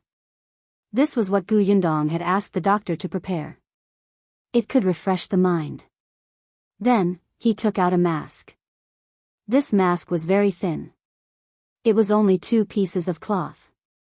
There were 2 strings at the side that could pull the cloth together after all. They had to do a body search before entering the venue. Yundong could not prepare too much for her father. 2 pieces of cloth were the limit. Then, Dajiang stuffed the dried flowers between the cloths and covered his mouth and nose. Indeed, he was much better. The guard not far away had a deep impression of Dajiang's 10 pieces of clothes, so he didn't leave just now. When he saw his actions, the corners of his mouth twitched. What's going on? Did he predict that he would be sitting beside the toilet, so he prepared so well in advance? But that wasn't all. Dajiang took out another small bottle and dripped 2 drops into every corner. In an instant, a fragrance spread in the surroundings. The surrounding examinees were speechless. Brother, thank you. Dajiang was finally ready, but when he thought about how there were still a few more rounds to go, he sighed inwardly. He was hesitating. After the first round, would he not take the next round? There were a total of 5 rounds of the county examination. The first round was the main event. Whether the candidates participated in the subsequent rounds was up to them. However, most of them would continue. Dajiang had planned to finish all 5 rounds from the beginning. He was extremely sad, but after receiving the test paper, he calmed down and began to answer the questions seriously. However, many students who were participating in the county examination for the first time were too nervous. Not long after, someone ran to the toilet with an upset stomach. Dajiang was speechless. This would affect his performance. Fortunately, he was fully armed. Coupled with the fact that the first round was not difficult, he focused on writing quickly. The first test consisted of 2 essays and 1 poem. The subjects and styles of the essays and poem were fixed. The entire volume could not exceed 700 words. It was indeed not difficult for Dajiang. At noon, Dajiang only ate some pastries and continued answering the questions. He should be the first to put down his brush. A guard noticed his situation and couldn't help but take a second look at him. After Dajiang finished writing, he put down his pen and paper and read it carefully twice. Then, he waited for the release. He finished answering early and was the first batch to leave. When he walked out, he realized that Junkin had also come out. His expression was very calm and there was no problem with it. On the other hand, Junkin was shocked when he saw Dajiang's conflicted expression. It was not the right time to ask him. After the 2 of them left the examination hall, Junkin asked cautiously, Uncle Gu, are you all right? Could it be that he had failed the first round? If you find any errors, ads pop up, ads redirect, broken links, non-standard content, etc., please let us know each report so we can fix it as soon as possible. Chapter 979, Too Tragic. Dajiang didn't feel too good. He felt that he had a smell on him. Didn't Yi Junkin feel it when he stood beside him? Yi Junkin saw his strange expression and thought that he really did not do well. He quickly comforted him. The county examination is held once a year. Many people are very nervous the first time they take the examination. But after all, after the first time, it won't happen again. Uncle Gu, let's. Before he could finish speaking, Gu Yundong and the others hurried over. Father, how are you? Are you all right? She did not ask about the results. After all, Gu Yundong was very confident in her father. But when she saw Gu Dajiang's expression, why did he look so listless? Before Gu Dajiang could say anything, two candidates walked past him. They covered their noses and pointed at him with smiles. That's him. The test shed is by the latrine. It's him. That's too tragic. Look at him. He's so old. I reckon he has taken the examination many times but never passed. This time, he was unlucky enough to be assigned to the toilet. There's definitely no hope this year. Isn't that so? Not long after noon, I looked up and realized that he had put down his brush. He must have given up on himself. It's too tragic. If it were me, I definitely wouldn't be able to take it and would vomit. Gu Dajiang was speechless. If you want to discuss others, shouldn't you walk further away? Why did you stand beside me and not lower your voice at all? He glared at the two of them. The two examinees were shocked and quickly pulled each other away. He's angry from embarrassment. Let's go, let's go. Gu Yundong's eyes flashed with disbelief. No, it couldn't be. Although she had made preparations, she did not expect the misfortune to really land on her father. The rest of the Gu family also felt that Gu Dajiang was too pitiful, but they should be comforting him at this time. Why did they want to laugh? Yi Junkin's eyes widened even more. So, Uncle Gu did not look well because of the bad location of the examination hall? Then how did he do? Gu Yundong was the one who calmed down and suppressed the smile on her lips. She looked up and saw her father's angry expression. After a moment of silence, she sighed and patted his shoulder. Father, you have to thank me. Let's go home. At this moment, Gu Dajiang only wanted to go back and take a shower. After bidding farewell to Qin Wenzheng and Yi Junkin, he left in a hurry. Gu Yundong and the others looked at each other and immediately followed him into the carriage. Almost everyone in Yongfu village knew that the head of the Gu family, Gu Dajiang, was going to participate in the county examination. All of them were looking forward to it. Some people hoped that he would pass, while others hoped that he would fail. However, no matter what they were thinking, there were many people waiting at the entrance of the village. When they saw the Gu family's carriage, they hurriedly ran forward and asked, Dajiang, how did you do?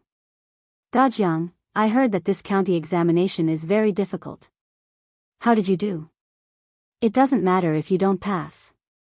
It's held once a year. You can continue to take the exam next year. Anyway, your family can afford it. Gu Yundong frowned slightly. She lifted the curtain and said to the people outside, everyone, disperse. It's only the first round. How can you know the results so quickly after the exam? When will we know the result? Someone asked. After all, it had been a long time since an elementary scholar appeared in Yongfu village. They didn't even know how the county examination would be conducted. In about half a month. What? That long? Gu Yundong ignored everyone else and the carriage quickly returned to the Gu residence. If you find any errors, ads pop up, ads redirect, broken links, non-standard content, etc., please let us know each report so we can fix it as soon as possible. Chapter 980, Result publicized 2 days later, Gu Dajiang participated in the second exam. The second round was a challenge, the third round was another challenge, and the fourth and fifth rounds were consecutive. After every round, the examinees would rest for 2 days. Therefore, it was not too hard for them to pass these 5 rounds. Ever since the first round, Gu Dajiang had gotten used to that smell. In the next few rounds, Gu Yundong even tried to find dry flowers that could make him feel more comfortable and asked him to put them under his mask. Gu Dajiang didn't know whether to laugh or cry. Actually, it didn't matter anymore. The special training at home had been very useful. He sat beside the latrine and could calmly write his article. It did not matter. However, after the last exam, Gu Dajiang quickly ran out. After returning home, he immediately took a shower and soaked in the bathtub for an hour. He sighed faintly.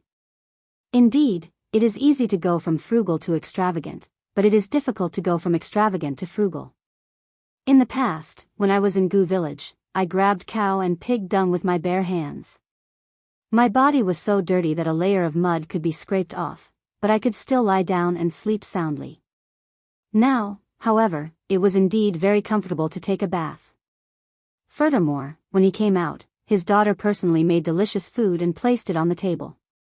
At that moment, Gu Dajiang felt extremely satisfied. The Gu family didn't even ask about the results. There were still 5 days before the results were publicized. During this period, he just had to eat and drink well. However, the others in Yongfu village were scratching their ears and cheeks. They wished they could come to the Gu family every day to ask. No one knew why they were in such a hurry. Even Dong Shilan came to the Gu residence twice to ask. Gu Yundong was speechless. Even if he passed the county examination, he would not be an elementary scholar. There was still the prefectural examination. He would only be considered an elementary scholar if he passed it. Time passed quickly, and 5 days were gone in a flash. That morning, everyone in the Gu family woke up early. Although they all felt that there was no problem with passing the county examination, they still could not suppress their nervousness. The entire family got into the carriage and headed for the county city. The villagers of Yongfu village were a step too late. When they arrived, the Gu family had already left. Gu Yundong had reserved a table at a restaurant near the county office 2 days ago. It was still early and the result wouldn't be publicized so quickly. The group entered the restaurant and sat on the second floor by the street. Not long after, Qin Wenjing and Yi Junkin arrived. The restaurant was soon filled with people. Gu Yundong ordered some food and ate while waiting. Soon, even the streets were filled with people. It was lively below, and everyone was discussing who might be on the rankings. Qin Wenjing also said, only 50 people will pass this county examination. There are still many talented students in the county city. Shao, Yu Hongkai, and the others from Dongyi Academy are very likely to be on the list. However, the 2 of you have solid knowledge, so I'm not worried. I just don't know what ranking you are. Gu Dajiang usually studied in the prefectural city. He didn't know many students in the county city. However, the students in the county city often held poetry and essay conferences.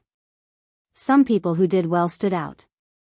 These people were all popular candidates for this county examination. Soon, it was noon. Gu Yundong and the others were about to get up and look at the government office when they heard the sound of wind blowing and beating. The people who were waiting in the restaurant all stood up. The result has been publicized. The result has been publicized. Quick, go down and take a look. With a series of crackling sounds, many people rushed downstairs. However, the streets below were filled with people. Even if they went down, they would not be able to squeeze through. If you find any errors, ads pop up, ads redirect, broken links, non-standard content, etc., please let us know each report so we can fix it as soon as possible. Chapter 981, Who's the County Champion? The Gu family members calmly continued to sit in the restaurant on the second floor. If they went down now, they would not be able to squeeze in at all. It was better to wait for the crowd to disperse before going down. Yi Junkin's family wanted to go down, but seeing that the Gu family was in such a state and that Qin Wenjing was still around, they stabilized themselves and continued to eat and drink. Only their table was left on the huge second floor. The streets below were already crowded with people. 2 armed bailiffs opened the way in front, and the 2 bailiffs behind walked to the notice board with the rankings. Everyone looked at them eagerly. The few bailiffs were expressionless and only scolded the crowd that was squeezing around. Move aside and step back. When there was an empty space in front of the notice board, the two bailiffs opened the list and pasted it on the wall. After the post was done and the bailiffs left, everyone went forward with a bang.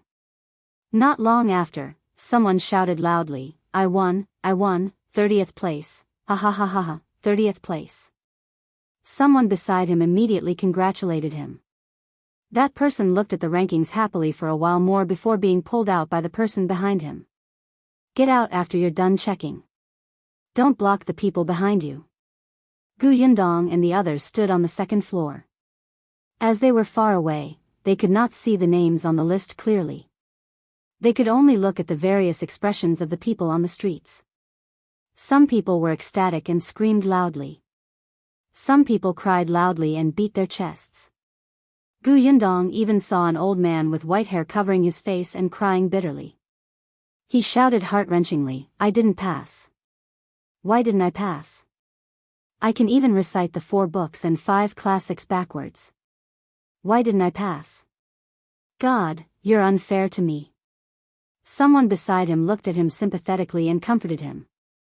If you don't win this time, there will be a next time. You will definitely win next time. Yes. That person came back to his senses and nodded heavily. Yes, I'll take the exam again next year. I'll go back and read. I'll definitely be able to pass. Gu Yundong was speechless. This man looked about the same age as old Gu. He had not even passed the county examination after so many years. He still wanted to continue? As one got older, their memory and comprehension abilities would deteriorate. He might do even worse next year. Gu Yundong shook her head and looked away, no longer looking at him. There were still many people on the streets. Some people could not squeeze through and simply asked the people in front if their names were on it. Some people knew that they did not pass, so they asked others. Who's the champion? Who's first? Is it Shi Shao or Yu Hongkai? I guess it must be Shi Shao. I think it's Yu Hongkai. Maybe it's someone else? Some people could not see the rankings and could only discuss outside. However, in the next moment, a shout came from inside. It's not Shi Shao or Yu Hongkai. It's Gu Dajiang. The county champion is Gu Dajiang. It's Gu Dajiang. The students behind were suddenly shocked. Gu Dajiang? Who is Gu Dajiang? Why haven't I heard of him? I've never heard of him either. Where did he come from? In short, he's not a student of our Dongyi Academy. Gu Dajiang, where is Gu Dajiang? Come out, Gu Dajiang. After the people on the street recovered from their shock, they began to look for people. This was really a dark horse. They actually didn't know this county champion. They had never heard of this name. At this moment, the Gu family on the second floor of the restaurant looked at the equally shocked Gu Dajiang in astonishment. If you find any errors, ads pop up, ads redirect, broken links, non-standard content, etc., please let us know it report so we can fix it as soon as possible. Chapter 982, Father, your first county champion? It's him? How was this possible? Gu Dajiang was stunned. Yes, he was talented in reading. He had been smart since he was young. He had been greatly praised by his mentor. He had been affirmed by the head of the Tianhai Academy. He had been assured by the young genius top scholar, Qin Wenzheng, that there was definitely no problem. However, he was sitting next to the toilet during the exam. He was the first to put down his brush and paper. He had not received the headmaster's guidance for many years. He had only entered the academy to study for half a year.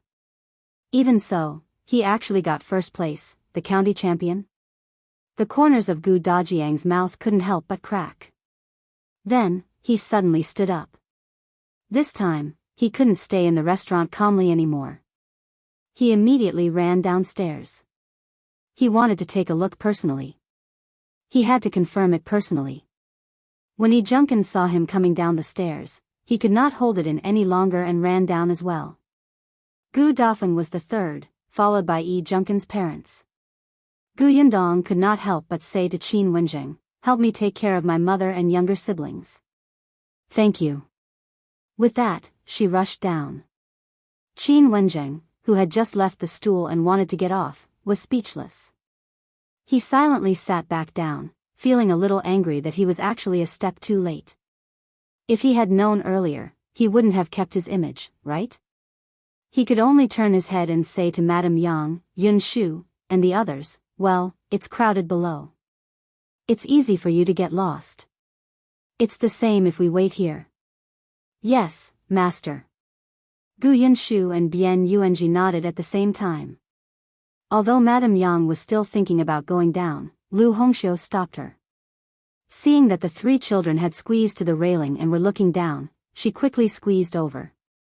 As expected, as soon as she lowered her head, she saw Gu Dajiang and the others rush out of the restaurant and walk towards the rankings one after another.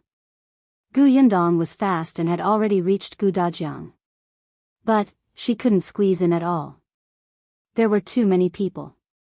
She had just squeezed in when she was pushed out again. As soon as she entered, she was pushed out again and further away. Gu Yundong held her forehead and stood on the spot to look around. Suddenly, she shouted, whose money fell to the ground.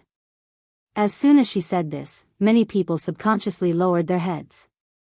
Gu Yundong was delighted and took the opportunity to enter with Gu Dajiang. Fortunately, they were all strong.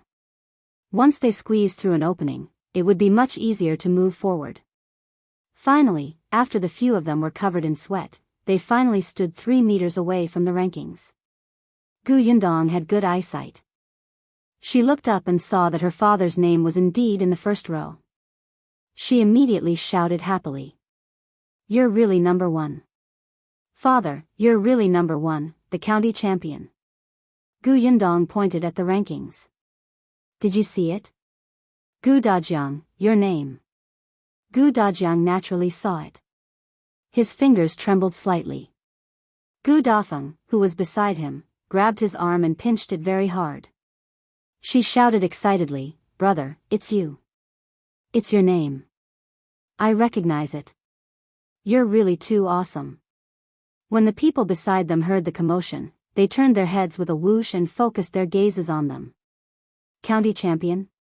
So this person was Gu Dajiang?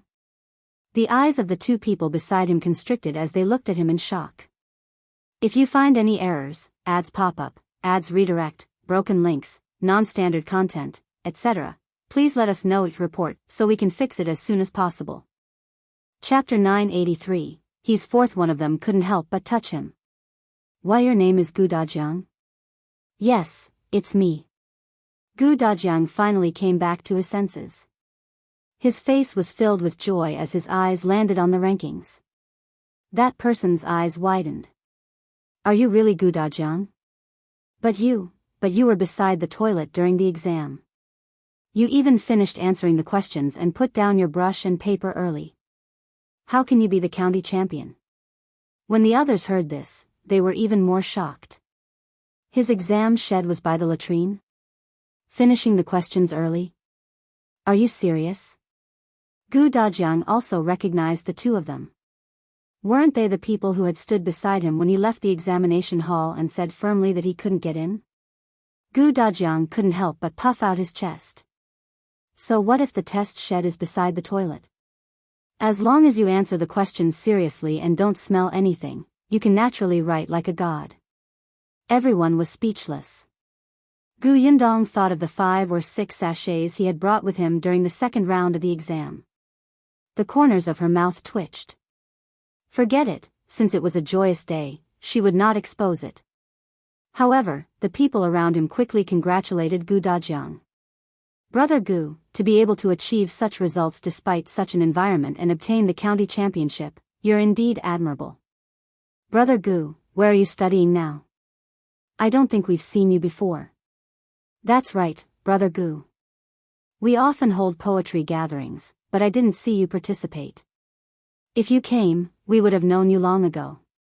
Gu Dajiang had interacted with the students in Tianhai Academy for a long time and was already used to it. He replied politely, I usually live in the prefectural city and don't come back often. That's why I don't know you.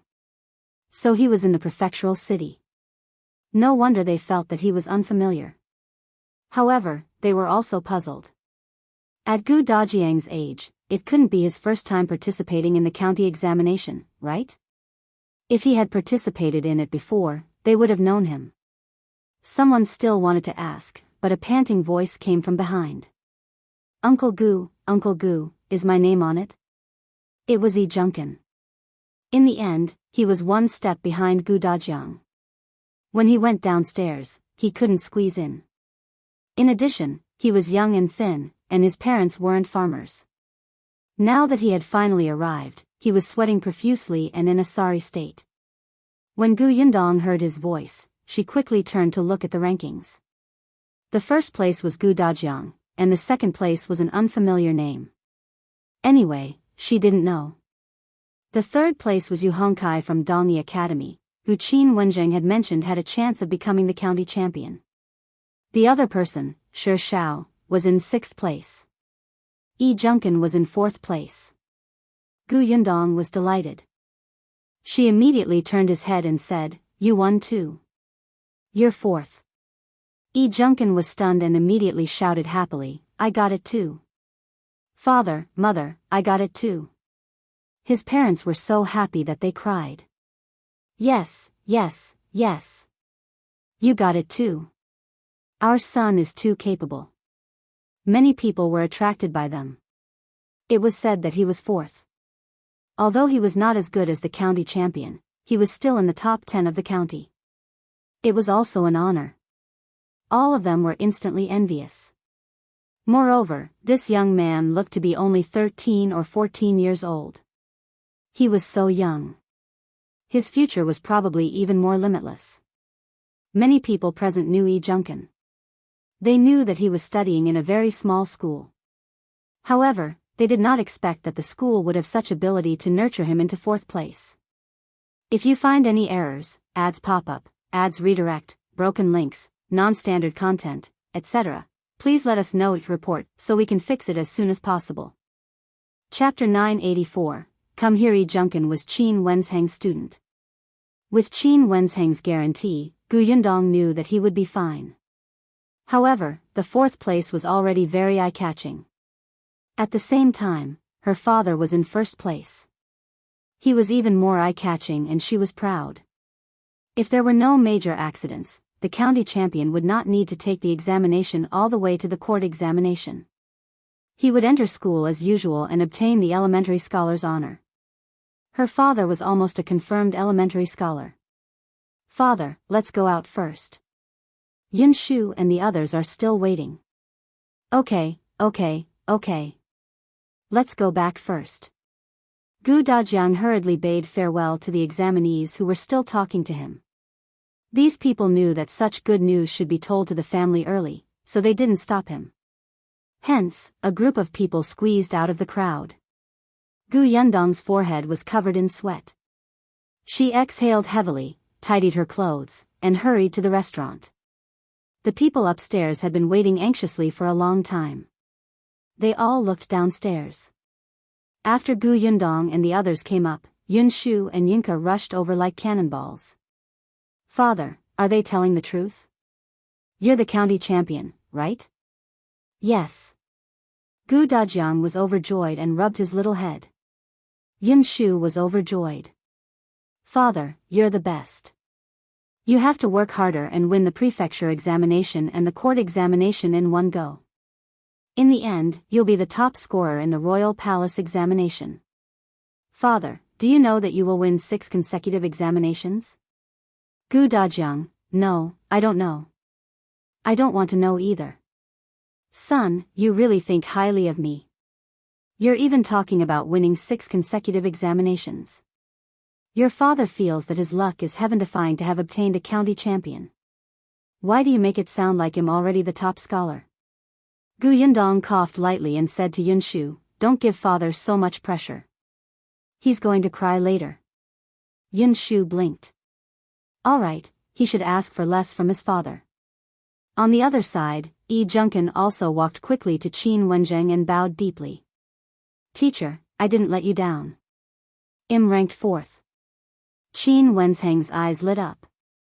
Good job. He had expected Yi Junkin to enter the top 10 in the county. He had originally estimated that the kid would be ranked 7th or 8th. He did not expect him to be more hard-working than he had imagined and get 4th place. However, the person who surprised him the most was Gu Dajiang.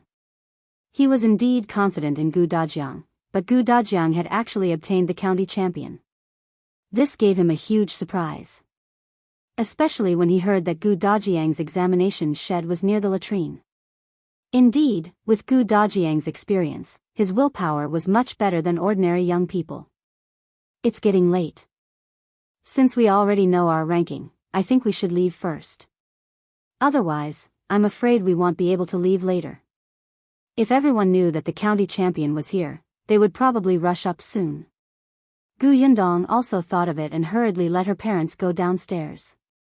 If there were too many people later, it would be bad if Madame Yang and the children were squeezed.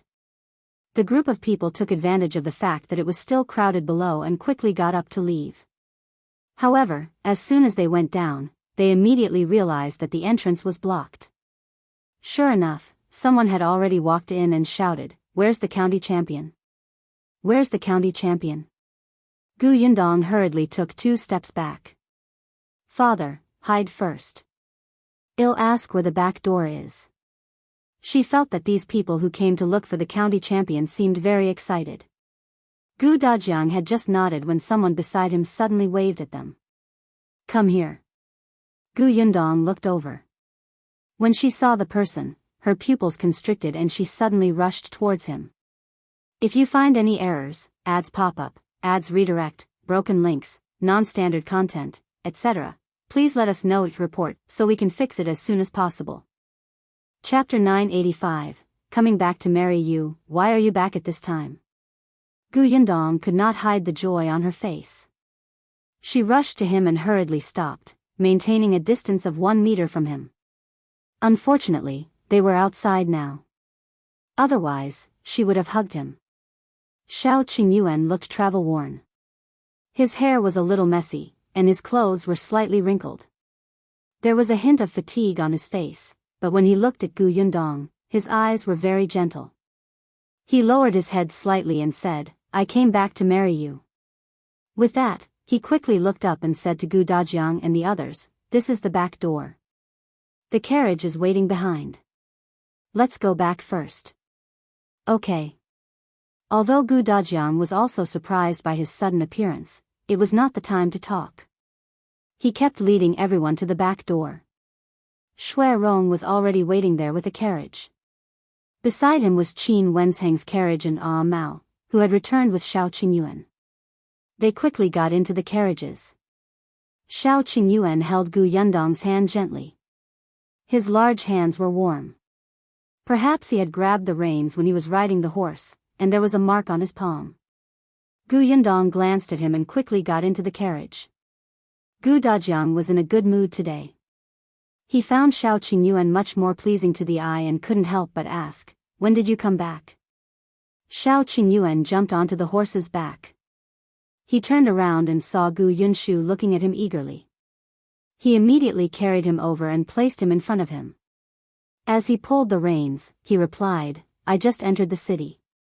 On the way, I heard many people say that today is the day of the county rankings. I thought that Uncle Gu would participate in the county test this year and that you would definitely come to see the rankings, so I came straight here to look for you." When he arrived, he happened to see them enter the restaurant. He also saw the scene of the other students looking for the restaurant. He knew that there was no way to leave from the front door, so he found Shui Rong and asked him to lead the carriage to the back door. Gu Dajiang nodded. Not bad. This man was quite considerate. "Did your trip to the capital go well?" Shao Qingyuan replied, "Everything went smoothly." After a pause, he said, "Congratulations, Uncle Gu, on winning the county championship." Gu Dajiang coughed lightly and couldn't help but smile. However, he was an elder and had to be steady. He couldn't let this brat see that he was very happy, so he nodded and lowered the curtain. Shao Qingyuan was speechless. Was he wrong to congratulate him? Gu Yunshu, who was in front of him, covered his mouth and giggled. He said softly, "My father is shy." Shao Qingyuan couldn't imagine his future father-in-law being shy. The group of people quickly arrived at Qin Wenzheng's school. Qin Wenzheng wanted to have a good chat with Shao Qingyuan. After all, he had personally facilitated the man's trip to the capital. Although there was news from the capital about the cowpox vaccination method from time to time, it was not as clear as a personal demonstration. However, seeing that Shao Qingyuan only wanted to go back and talk to his future wife, the corners of Qin Wenzheng's mouth twitched. In the end, he dispelled this thought and suggested that they meet another day. The Gu family parted ways with Qin Wenzheng, Yi Junkan, and the others and headed back to Yongfu village. There were already many people gathered at the entrance of Yongfu village. Even the village chief, Chen Liang, was there.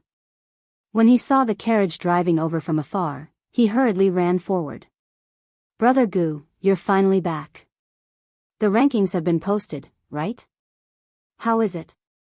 If you find any errors, ads pop up, ads redirect, broken links, non-standard content, etc., please let us know each report so we can fix it as soon as possible."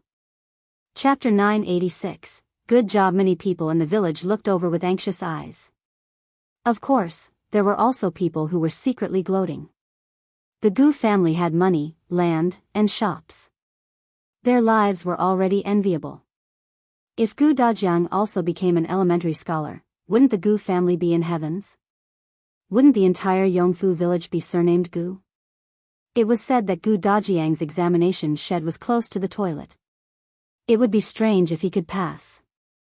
Therefore, when someone asked what rank he got, someone who seemed to be kind but was actually stabbing a knife immediately said, "Dajiang, it doesn't matter if you didn't perform well. There's still another year if you didn't pass this year." I heard that those in their 70s or 80s are still insisting. Don't give up. You're still young and your children are filial. When you enter the examination hall with Yunshu later, it might be a beautiful story. Most of the people could not tell. Some even nodded in agreement. That's right, that's right. Gu Yundong narrowed her eyes. Shao Qingyuan looked directly at the person who had spoken just now. His sharp gaze was like a wild wolf's. That person only felt a chill on his neck. When he met the gaze, his expression instantly froze. He opened his mouth and muttered softly, "Why do I feel that this wolf cub is even more ferocious than before?" Gu Dajiang had already alighted from the carriage. He didn't know how to answer everyone's questions. It was Yunka who came out later. She said very proudly, "My father is the champion of the county." County champion? Chen Liang, who was standing at the front, was shocked. Did he hear wrongly just now? What did Yunka say? However, there were also people who did not understand what this county champion meant. They immediately frowned and said, "What county champion? You didn't pass, right?" Chen Liang suddenly turned around and shouted. He slapped his thigh hard. He didn't pass. The county champion is the first place in the county examination. He's the first place in our county. Brother Gu, you're good. What? First place? Really? Dajiang, you're amazing. This is a joyous occasion. Io, isn't he about to become an elementary scholar? There's actually a county champion in our village. A big shot has appeared. Brother Gu, you have to treat us. Let's have a good time together, right? Gu Dajiang opened his mouth. He had only passed one county examination. There was no need to do this. Gu Yundong also understood that it was not appropriate to be too high profile now. She immediately said, "There's no hurry for a celebration. When my father becomes an elementary scholar, we will naturally have to celebrate. My father still has to participate in the prefectural examination in April and really doesn't have time. He will rush to the prefectural city tomorrow or the day after." Chen Liang hurriedly said, Yes. The prefectural examination is more important. We can't let other things affect your studies now." Then, he waved at the villagers. All right. Don't stand there. Go back and do your own things. The villagers still wanted to say something. This was the county champion. It was good to shake hands and bask in the joy. However, Qingyuan did not allow it. Everyone could only retreat regretfully and make way for the Gu family. Mao had already gotten off the horse and was stepping on the firm and flat ground. He couldn't help but stamp his feet and whisper to Shao Qingyuan, "Young master, this is the path that Miss has built. It's so comfortable to walk on." Shao Qingyuan nodded, looking proud. The Gu family finally returned home. Gu Dajiang heaved a sigh of relief. However, although the Gu family did not intend to treat the villagers, they still had to celebrate within the family. If you find any errors, ads pop up, ads redirect, broken links, non-standard content, etc., please let us know each report so we can fix it as soon as possible. Chapter 987, What did he do? Today, not only did Gu Dajiang get the county champion, but even Shao Qingyuan returned. This was a double blessing. She had to cook personally. Thus, the moment they reached home, Gu Yundong rubbed her palms together and entered the kitchen. Shao Qingyuan wanted to follow, but Gu Dajiang pulled him along and asked him many questions about what happened after he went to the capital. After the two of them chatted for a while, Shao Qingyuan left and walked to the kitchen. Gu Dafeng was also inside. She had a good impression of this junior, Shao Qingyuan. She could also tell that Shao Qingyuan had good taste and ability, especially since he was loyal to her Yundong and did not have a troublesome family by his side. If Yundong married him, it would be equivalent to having another member in the Gu family. Such a son-in-law was too rare. Therefore, when she saw him enter the kitchen, she knew that he must have a lot to say after being separated from Yundong for so long. She immediately smiled and called for the others in the kitchen to walk out together. She even considerately closed the door after leaving. As soon as she left, Shao Qingyuan went forward and pulled her into his arms from behind. Gu Yundong was kneading dough and her hands were still stained with flour. It was not appropriate to touch him. She could only turn her head slightly and look up at his eyebrows. "You've lost weight. Did you not listen to me and eat well?" Shao Qingyuan met her watery eyes and felt as if he was about to be sucked in. He said in a slightly hoarse voice, "Yes, but the food in the capital wasn't delicious." The food in the capital was not delicious? Why did this sound so unbelievable? "I want to eat your egg fried rice," he added. Gu Yundong was slightly stunned. Then, she remembered that when they first met, she had made him an egg fried rice and he looked very satisfied. Unexpectedly, he was still thinking about it often. "I'll make it for you in a minute." Shao Qingyuan couldn't help but look at the kitchen door. He lowered his head and kissed her. Gu Yundong pursed her lips and grabbed his clothes with her flour-stained hands. Shao Qingyuan was still unsatisfied when he let go of her, and the desire in his heart became more and more obvious. He looked down at her. "You said last time that we'd get married when I got back." "Yes, after my father passes the prefectural examination." "Okay." Shao Qingyuan didn't ask further. He looked down at the basin in front of her. "Let me help you." After saying that, he went to wash his hands and came back to knead for her. Gu Yundong decided to do something else. There were only the two of them in the kitchen. Eldest Aunt Gu would probably take a long time to come in. Gu Yundong asked him about the capital. "Have you settled everything in the capital? Did you encounter any difficulties?" Shao Qingyuan narrowed his eyes slightly and said calmly, "No, I only made a suggestion. I still have to rely on the imperial physicians from the imperial hospital to implement it. Things are progressing very smoothly, so I can come back at this time." "So the cowpox vaccination method passed?" "Yes, it did. I even met the current emperor." Gu Yundong was stunned and instantly became interested. "You met the emperor? What does he look like? What's his personality like?" The emperor was the highest leader of the country. Just thinking about it made her feel inexplicably excited. Shao Qingyuan laughed. He thought for a moment and said, "His Majesty is a very decisive person." Decisive? Gu Yundong had long seen through this.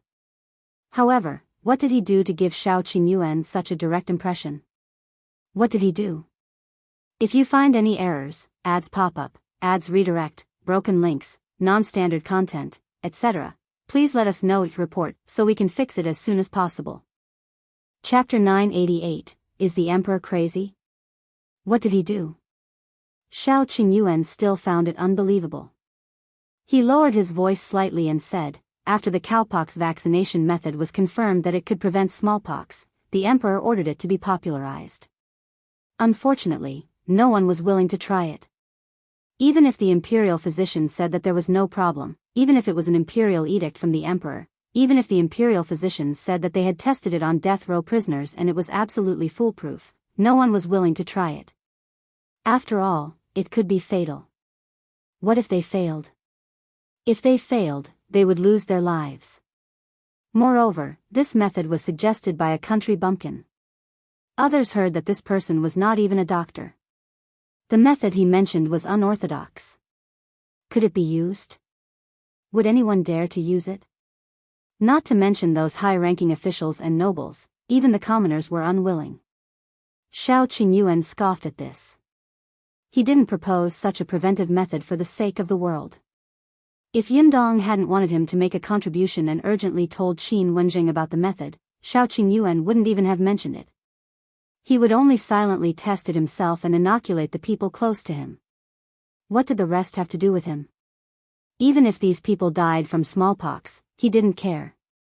Just as Shao Qingyuan was about to bid farewell to Song Dajiang impatiently and return, the emperor in the palace suddenly made a bold decision that shocked him.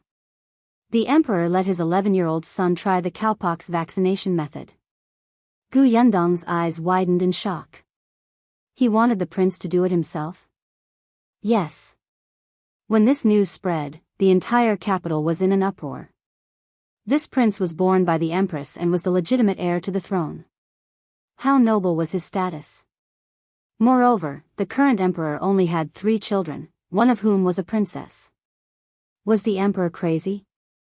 Everyone felt that the emperor was dissatisfied with the empress and that prince. It was only later that Shao Qingyuan found out that the prince had requested this himself. He did not know about the twists and turns in the palace, but he could more or less guess that this might not only be to tell the world about the effect of the cowpox vaccination method, but also for some other purposes. When Gu Yundong heard this, she fell into deep thought. Perhaps the emperor agreed because he wanted the world to see this prince's courage and contribution to the world. He might be paving the way for him, building his reputation. But no matter what, Gu Yundong could not help but admire the courage of this father and son. But then, a trace of anger surged in her heart. What if this method didn't succeed? Then the first person to be convicted would be her Shao Qingyuan. What if someone wanted to harm that prince and succeeded with the cowpox vaccination method? Wouldn't everyone still have to make Shao Qingyuan take the blame? Sure enough, politics were too dirty. If they were not careful, they might become cannon fodder. What happened next? Shao Qingyuan could tell that there was a hint of dissatisfaction in her tone. He turned to look at her and smiled. I naturally succeeded in the end. The emperor rewarded me, so I came back. Gu Yundong nodded. It's good that you're back. Let's stay away from these things in the future. Next time, let Qin Wenjing go alone. At most, you'll write down the method and let him figure it out himself. Shao Qingyuan, after a moment of silence, he said, actually, I came back this time with the emperor's decree. I have something to do. Gu Yundong's hand froze. Damn it, it's not over yet? If you find any errors, ads pop up, ads redirect, broken links, non-standard content, etc., please let us know it report so we can fix it as soon as possible. Chapter 989, He really knows how to make the best use of everything. Gu Yundong frowned slightly. What decree? The cowpox vaccination method has been confirmed. It can indeed prevent smallpox. Naturally, we have to promote it vigorously, Shao Qingyuan said. It's not only in the capital. It's the same in other places. Our Shuangzi Prefecture is naturally no exception. There was the emperor and the imperial physicians in the capital who endorsed it, and the prince had personally tested it. There was no longer any problem. However, the emperor directly handed the Xuanhe prefecture to Shao Qingyuan. He was the most experienced and familiar with the cowpox vaccination method. Therefore, the emperor issued an imperial edict and asked Prefecture Magistrate Dai of Xuanhe Prefecture to cooperate with Shao Qingyuan to inoculate the commoners of the county towns and villages that were subordinate to the Xuanhe Prefecture. Not only that, but in order to spread the cowpox vaccination method throughout the country, the emperor gave the various prefectural cities great pressure and asked the government office to register and count the people who had been vaccinated. Half a year later, if the number of people registered in the prefectural city was minimal, they would have to report it and leave a record. At that time, the local government's evaluation of incompetence would very likely affect their future promotion. Of course, if the number of people registered exceeded 1/3, they would be rewarded by the imperial court. Gu Yundong almost fainted when she heard that. The emperor was really good at finding trouble for them. His decision. Wasn't he worried that some prefecture magistrates will go to extremes and force those unwilling citizens to be vaccinated for the reward? Wasn't he worried that they will focus on this and not care about anything else? Shao Qingyuan had already kneaded the flour and covered the basin with a cloth. That's why the emperor will send a team of imperial guards to the various government offices to assist. Although it was said to be assisting, it was actually to supervise. Not only the imperial guards, but there will also be an imperial physician who is familiar with the cowpox vaccination method coming to the various prefectural cities. The corners of Gu Yundong's mouth twitched. Then, she seemed to have thought of something and hurriedly asked, "Then which imperial physician is coming to the Xuanhe prefecture? Is Song Dajiang here?" "Me." "Gu Yundong, what do you mean? When did you become an imperial physician?" Shao Qingyuan explained, "I'm not an imperial physician, but am more familiar with the cowpox vaccination method than an imperial physician is." The emperor said that there aren't many imperial physicians in the imperial hospital. The palace needs them, and so does the capital. Therefore, no other imperial physicians will come from the Xuanhe prefecture. I'll cooperate with the prefecture magistrate. Moreover, they won't send the imperial guards because Qin Wenjing is here. Gu Yundong cursed in her heart. The current emperor really knew how to make the best use of everything. After using Qin Wenjing, he started to have designs on Shao Qingyuan. Not a good thing. Shao Qingyuan saw that she was furious and did not say the last sentence. In fact, when the emperor made this decision, he also said one sentence: "I heard that your fiancée is also an extremely smart girl." Even Minister Qin praised her endlessly and was tricked by her twice. "You are also a rare talent. I believe that there will be no problem if I leave this matter to you." At that time, Shao Qingyuan had the urge to beat Qin Wenjing up. He must have reported this matter to the emperor. Otherwise, how could the emperor remember his Yundong? However, Yundong was busy, so Shao Qingyuan did not plan to let her worry. Therefore, he would discuss this matter with Qin Wenjing and carry out the emperor's decree. "This matter is a little urgent. Tomorrow or the day after, I have to go to the prefectural city." "When are you going?" "I'll pack up tomorrow and go to the prefectural city the day after tomorrow." "All right, let's go together. If you find any errors, ads pop up, ads redirect, broken links, non-standard content, etc., please let us know it report so we can fix it as soon as possible." Chapter 990, Gu Dajiang's obsession. After the two of them finished the discussion, footsteps sounded outside the kitchen. Soon, Gu Dafeng pushed open the door. When she entered and saw the two of them working, she immediately smiled. "Qingyuan, Yundong's father is calling for you. Hurry up and go." "We're here." Shao Qingyuan washed his hands. "All right, thank you, eldest aunt. I'll go talk to Uncle Gu first." Go. Gu Dafeng waved her hand. After they left, she looked meaningfully at Gu Yundong.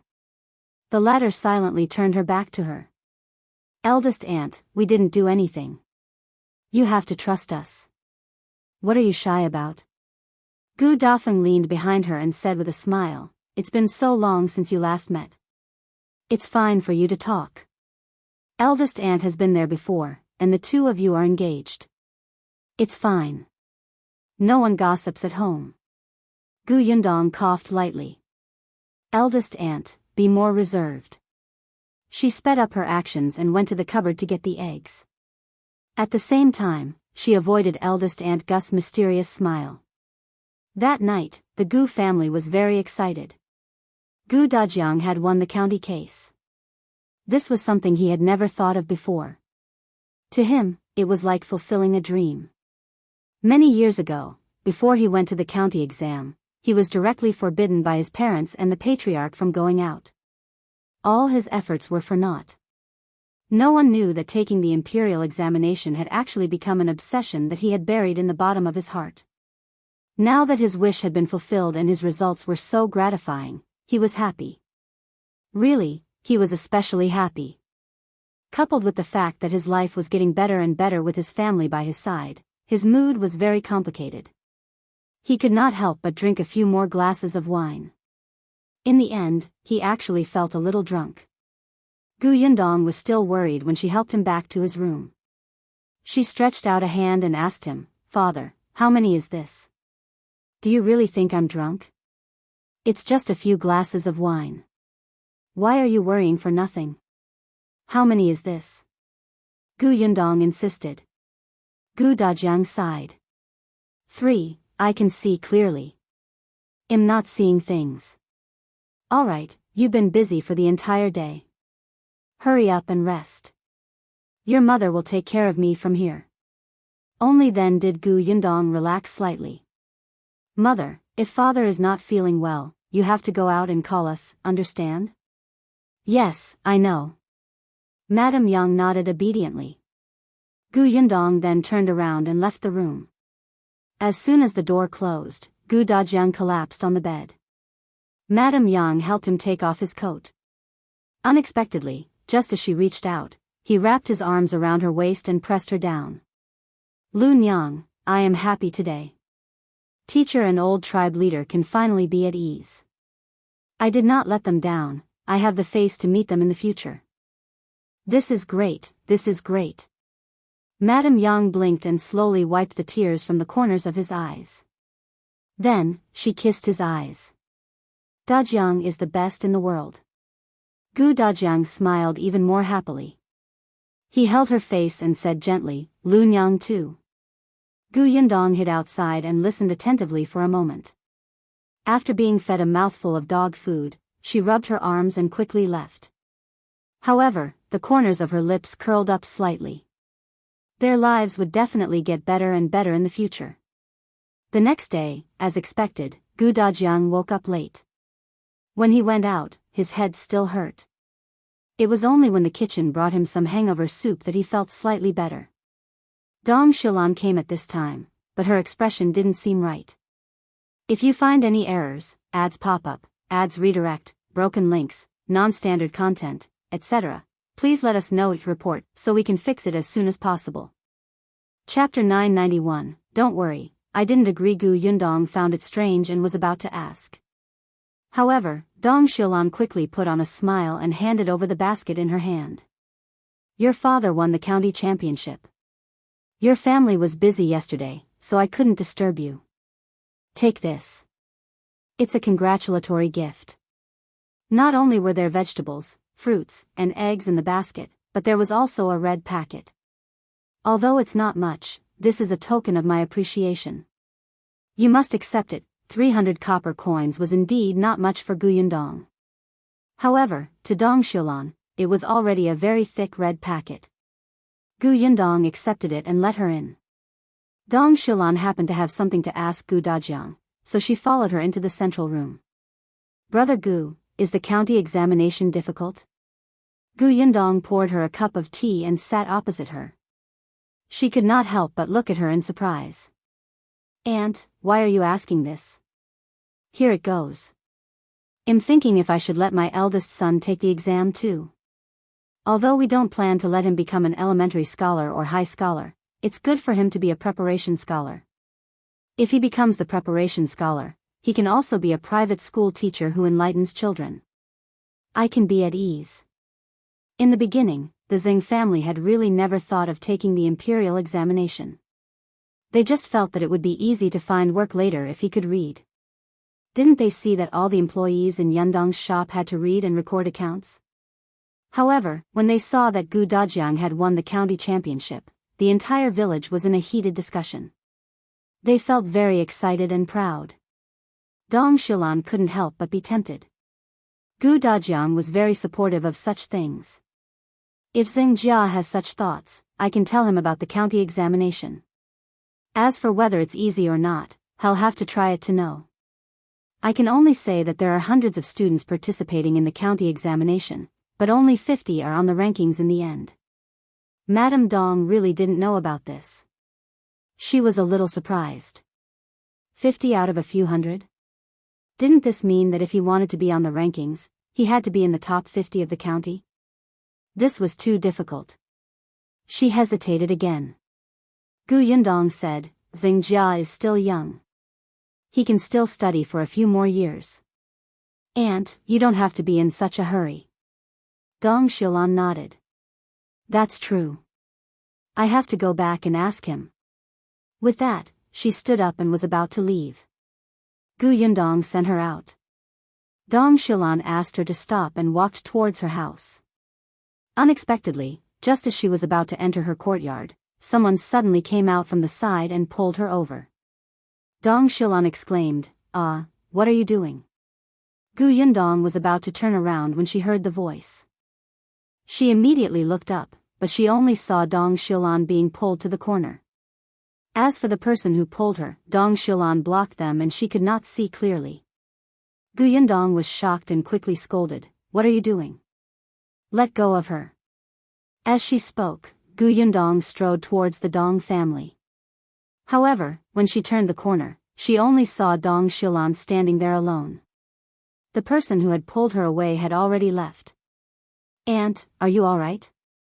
Gu Yundong quickly looked down at her. Dong Xilan waved her hand. It's okay, it's okay.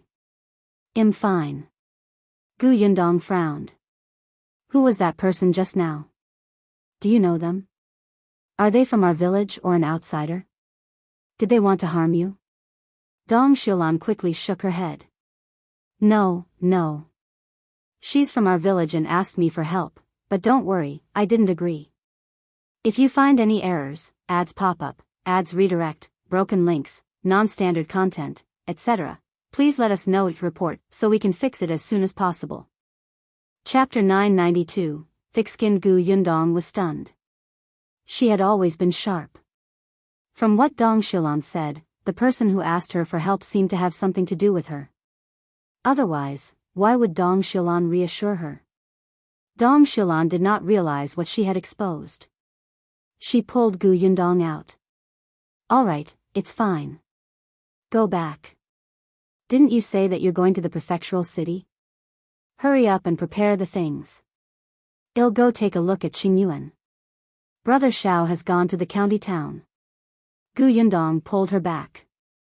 Auntie, why did that person ask you for help? It has something to do with me, right? Do they want to enter the workshop, or be a shop assistant, or grow fruit trees in an orchard? Dong Xilan was stunned. How did Yundong know that the person's request had something to do with her? She didn't want to answer. No. It has nothing to do with you. If Auntie doesn't tell me, I'll take it that the people from the other villages have ulterior motives and I'll go to look for the village chief. Gu Yundong was about to leave when Dong Xilan hurriedly grabbed her. She couldn't dissuade her, so she sighed and said irritably, it's someone from our village. That person just now was the wife of the second son of the Li family. The second son of the Li family? Who was that? Seeing that she had not thought of him, Dong Xilan quickly reminded her, it's the family that adopted Qingyuan, the second son of the Li family. Gu Yundong did not like the Li family at all. Hearing this, she frowned. Haven't we never interacted? Why are they looking for you? The second son of the Li family is about to get married. He's marrying Yes niece, Shao. I don't know what they're thinking. They want me to make peace in front of Qingyuan and let him attend the wedding banquet. They even said that what Eldest Li and his wife did was unforgivable, but they didn't harm Qingyuan. No matter what, Qingyuan has called them second uncle and second aunt for so many years. They're all relatives and should get along. Gu Yundong? Relatives? In the past, when Shao Qingyuan lived alone in the straw hut, why didn't second uncle and second aunt say that they were relatives? Moreover, the last time she went to old Master Li's house to cause a scene, she seemed to have exposed old Master Li's true colors, right? Shao Qingyuan had a grudge against old Master Li. As his son, how could he have the cheek to say that they were relatives? Indeed, the charm of money was irresistible. If Shao Qingyuan was still a poor kid without money, they wouldn't have to go through this. However, this was not the end, Dong Xilan continued, there's also the He family. They heard that Zhuangzi's family went to the prefectural city and insisted that I come to look for you. They said that they wanted you to send a message to Her and his wife so that they could come back for the wedding banquet. They said that there was some unhappiness last time. They wanted to take this opportunity to reconcile. The He family really didn't know that Zhuangzi's family had gone to the prefectural city. They thought that Her and his wife were at least staying at home. Unexpectedly, when they came over, the house was locked. Gu Yundong was speechless. So severing ties was a joke. These two families really knew how to find soft persimmons to bully. They knew that Dong Xilan had a good relationship with them and was soft and easy to talk to, so they asked her to persuade them. No wonder Auntie's expression was not good when she entered just now. Auntie, you don't have to worry about it. In any case, we're going to the prefectural city tomorrow. They won't be able to find us. Dong Xilan nodded. I know. I didn't plan to agree to them either. They're just too annoying. She would go to the workshop in a while. The second son of the Li family's wife did not dare to look for her in the workshop anyway. If you find any errors, ads pop up, ads redirect, broken links, non-standard content, etc., please let us know each report so we can fix it as soon as possible. Chapter 993, Awkward Situation. Gu Yundong did not care about the marriage between the Li family and the He family, let alone their unreasonable request. The next day, the Gu family and the Shao family drove the carriage away from Yongfu village. They left early and set off before dawn. However, not long after they left, second brother Li and his wife slowly arrived at the foot of the mountain. They first poked their heads in front of the Shao family's door for a while. In the end, they were a little afraid and did not dare to enter. After some thought, they ran to the Gu family's door. The Gu family's main door was open, and the concierge, Father Tong, was also there. Li Dunzi took a few steps forward, but when he saw Father Tong looking over, he quickly retreated. His wife, Madame Du, suddenly patted him. What are you doing? Hurry up and say something. Father Tong frowned. Of course, he knew these two people. They were from the second branch of the Li family. Didn't they have a grudge against the young master? They were probably here to cause trouble, right? At the thought of this, Father Tong immediately walked towards them. What do you want? The two of them were shocked. They turned around and ran off. Father Tong was speechless. As expected, they were up to no good. It looked like they had a guilty conscience. The old master and young lady had just left, and only the two young masters had gone to the county to study. He had to talk to the two young masters later and ask them to pay attention to these two people. With that thought in mind, Father Tong quickly entered the house. As for Li Dunzi and his wife, after running a few steps, they suddenly realized that they were here to look for the Gu family. Why were they scared away by an old man? Madame Du slapped him hard again. You only have the guts of a rat. Useless, useless. All right, stop hitting me. If you have the guts, go forward. Madame Du did not dare. Be it Shao Qingyuan or Gu Yundong, they were not to be trifled with. However, there was nothing they could do. They really could not live like this anymore. Although they had drawn a clear line with the eldest branch, after the things that the old man had done were exposed, their branch was also criticized. Seeing that the villagers' lives were getting better and better, but they were getting worse and worse, the envy in their hearts could kill them. However, if that was all, it would be fine. The problem was that the Li family was ostracized. Many families in Yongfu village worked for the Gu family. Even if they did not work for them, they hoped that they would be chosen to enter the workshop and shop one day. Therefore, they kept a respectful distance from the Li family, who did not get along with the Gu family. Of course, there were also some people who could not stand the Gu family and badmouthed them behind their backs. These people were willing to interact with the Li family, but Li Dunzi was unwilling to mix with them. They had personally seen Gu Yundong and Shao Qingyuan teach their eldest brother and sister-in-law a lesson, so they did not have the courage to go against the Gu family. Besides, didn't they see that the village chief was also on the Gu family's side? The Gu family also knew the big shots in the county city and the prefectural city. Wouldn't it be easy to deal with people like them? Just like that, the second and third branches of the Li family became awkward. Not only were their lives poor, but even their son's marriage had become a huge problem. It was not easy to settle down with He Xiu. He Xiu was He Yes' niece. He Yes' family and the Gu family were so close. Perhaps they could ease their relationship on account of He Yi? Unexpectedly, the entire Shi family had gone to the prefectural city. Therefore, they could only look for Shao Qingyuan and Gu Yundong themselves, hoping that they would come to support their son on his wedding day. This way, everyone would know that their family actually had a good relationship with the Shao and Gu families and would not have a difficult time. If you find any errors, ads pop up, ads redirect, broken links, non-standard content, etc., please let us know each report so we can fix it as soon as possible. Chapter 994, we have something for Shao Qingyuan Li Dunzi and his wife's side. After looking at each other, they turned around and wanted to walk back to the Gu residence. Dong Shilan had just left the house when she saw them. She quickly went forward and said, "Why are you here again? Are you still not giving up?" Madame Du was a little angry when she saw her. If she hadn't refused to help, the couple wouldn't have come here. "Don't worry about it. Since you're unwilling to help, we'll do it ourselves. We're not trying to harm Qingyuan and the others. Is it wrong to invite them to the wedding?" Dong Shilan frowned. "You guys should leave. Qingyuan and Yundong have already left Yongfu village and returned to the prefectural city." "What? He left?" Li Dunzi couldn't help but exclaim. Madame Du grabbed Dong Xiaolan's hand and asked anxiously, "Why did he leave? When did he leave? Why didn't we see him?" "They left early this morning. It must have been more than 2 hours."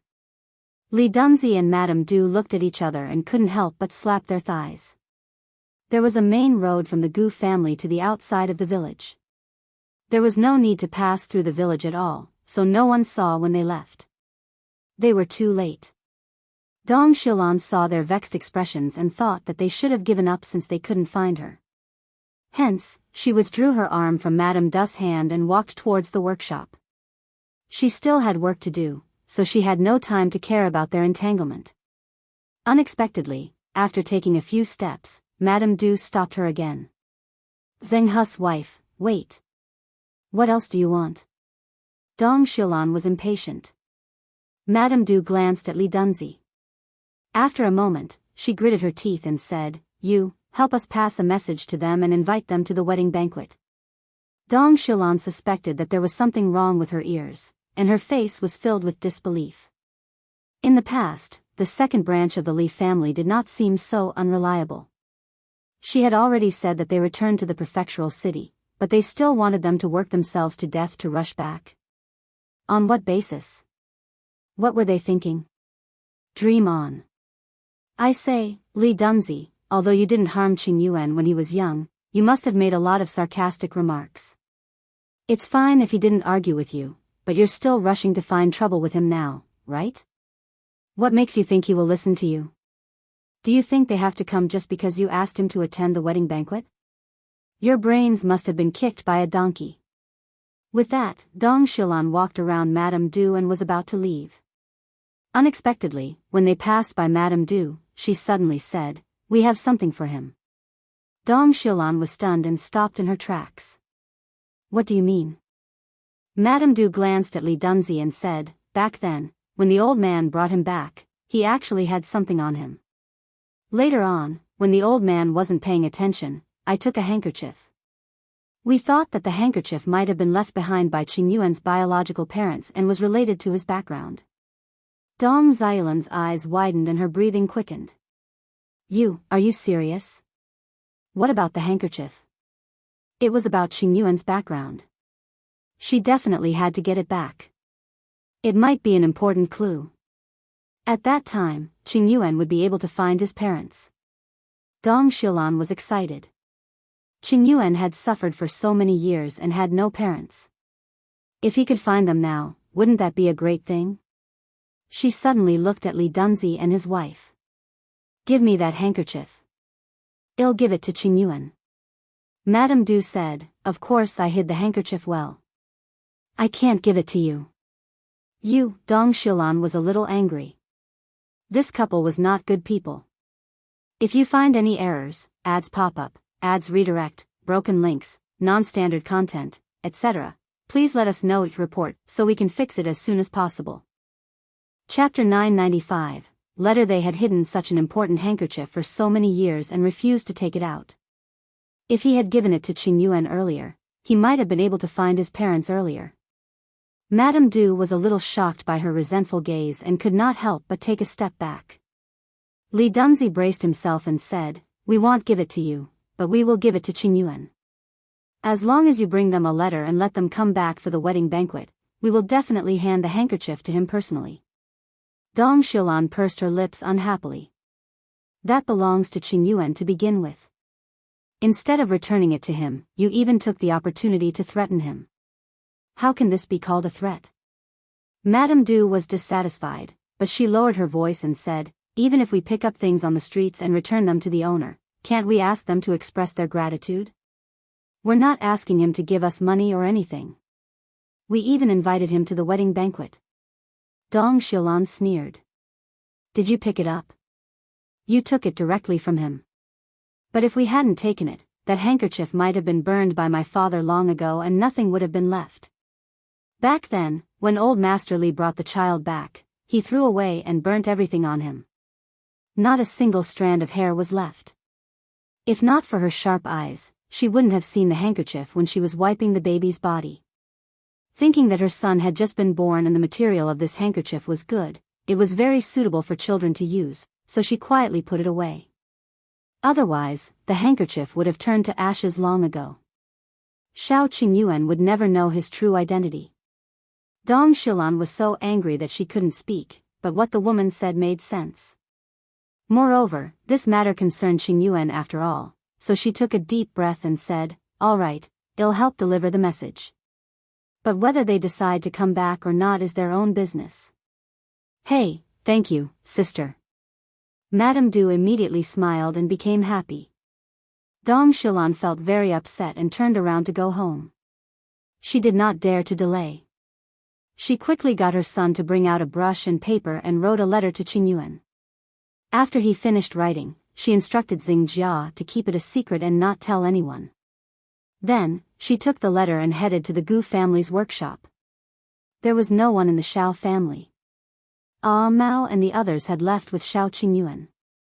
There were only Father Tong and a few women left in the Gu family. The only people Dong Xiaolan could trust to help with this matter were Tong Ping and Tong, and unexpectedly, when she arrived at the workshop, the two of them were not around. Dong Xiaolan felt that it was a pity. If they were here, they might have been able to catch up to Yundong and the others on horses. She could only go home for the time being and put the letter away.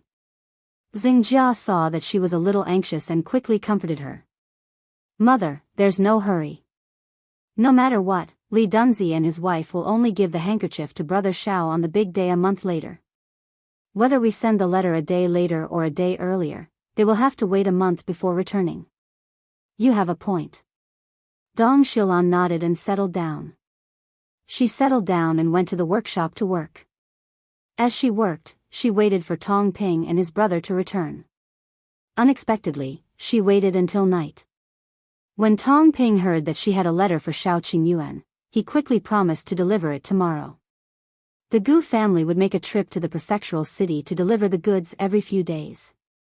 It just so happened that tomorrow was the day Tong Ping and the others would deliver the goods. If you find any errors, ads pop up, ads redirect, broken links, non-standard content, etc. Please let us know each report so we can fix it as soon as possible. Chapter 996, Difficult. The next night, Shao Qingyuan and Gu Yundong received Dong Xiaolan's letter. The two of them were a little surprised. They could not care less about the fatigue of the day and hurriedly opened the letter. After reading it, the two of them were stunned. The second son of the Li family actually has your things? Gu Yundong's face was filled with disbelief. Shao Qingyuan frowned slightly and shook his head. When old Li carried me home, he exchanged clothes with the third young master of the Tao family. That handkerchief might belong to the third young master of the Tao family. But it's also possible that it's yours. Gu Yundong was unwilling to let go of the only clue. After reading the letter just now, eldest brother Shao's eyes clearly lit up. This meant that he was actually looking forward to finding his biological parents. Since that was the case, what did it matter if he searched? Perhaps brother Shao's family was still looking for him after so many years?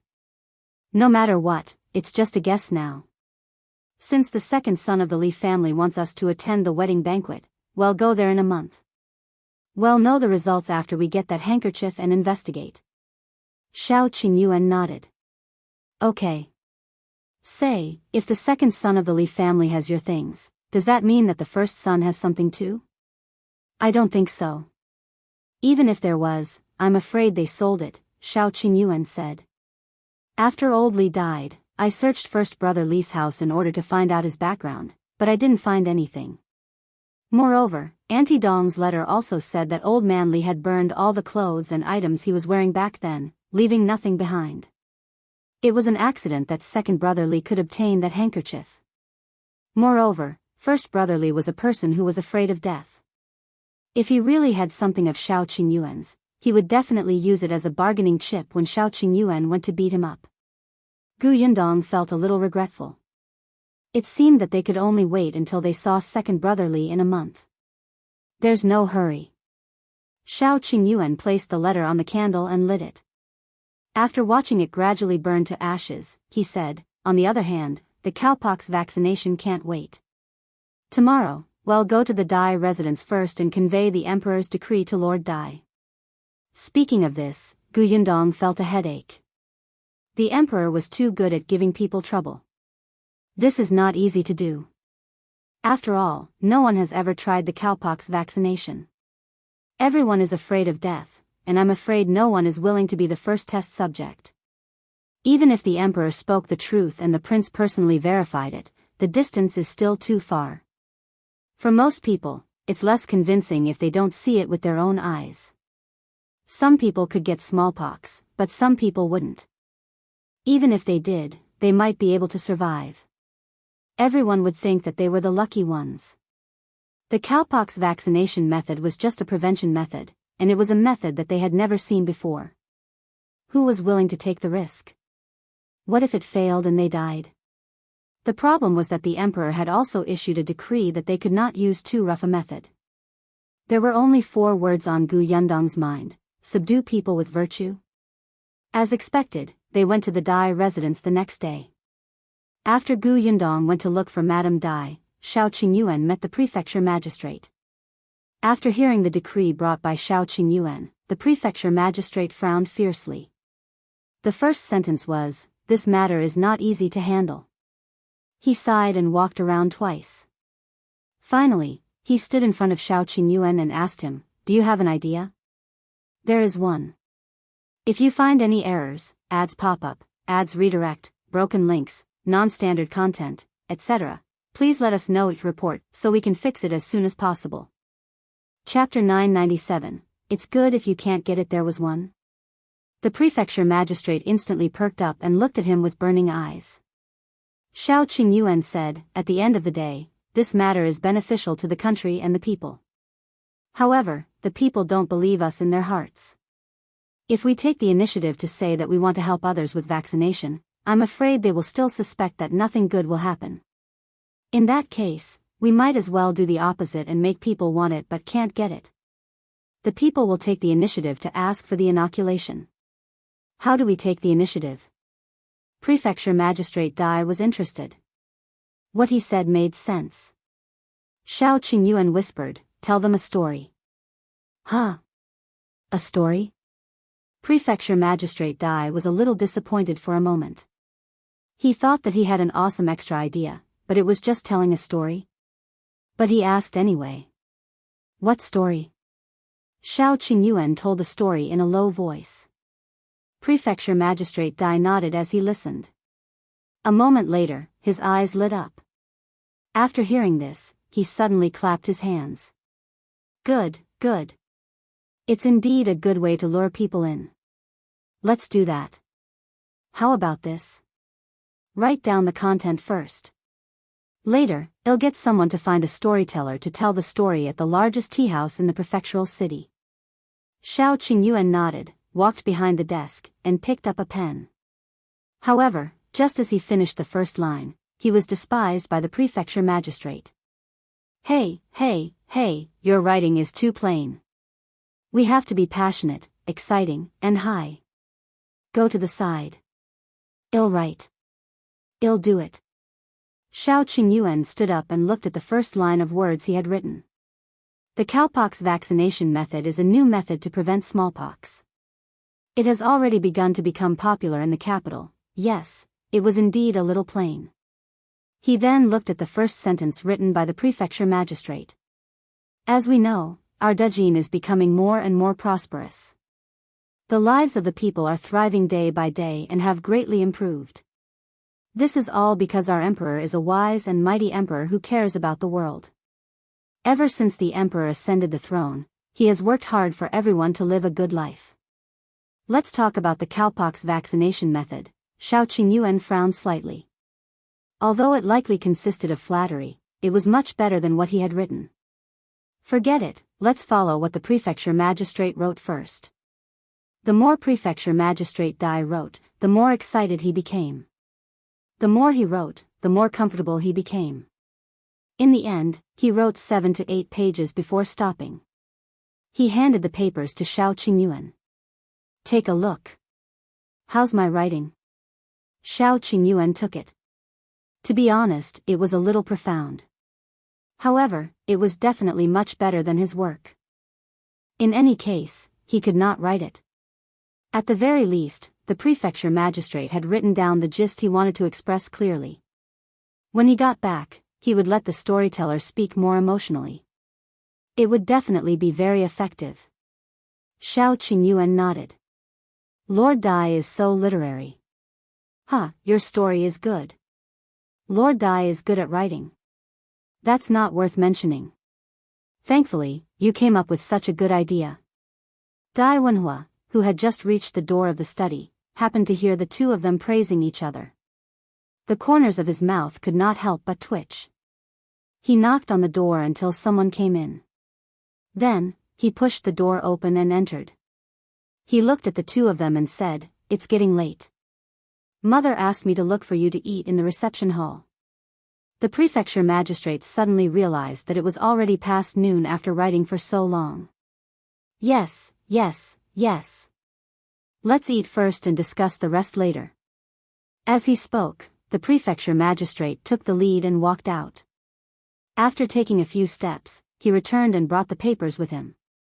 If you find any errors, ads pop up, ads redirect, broken links, non-standard content, etc., please let us know it report so we can fix it as soon as possible. Chapter 998, Prefecture Magistrate Dai's Flattery is too ruthless. Madame Dai and Gu Yundong were already sitting in the reception pavilion talking.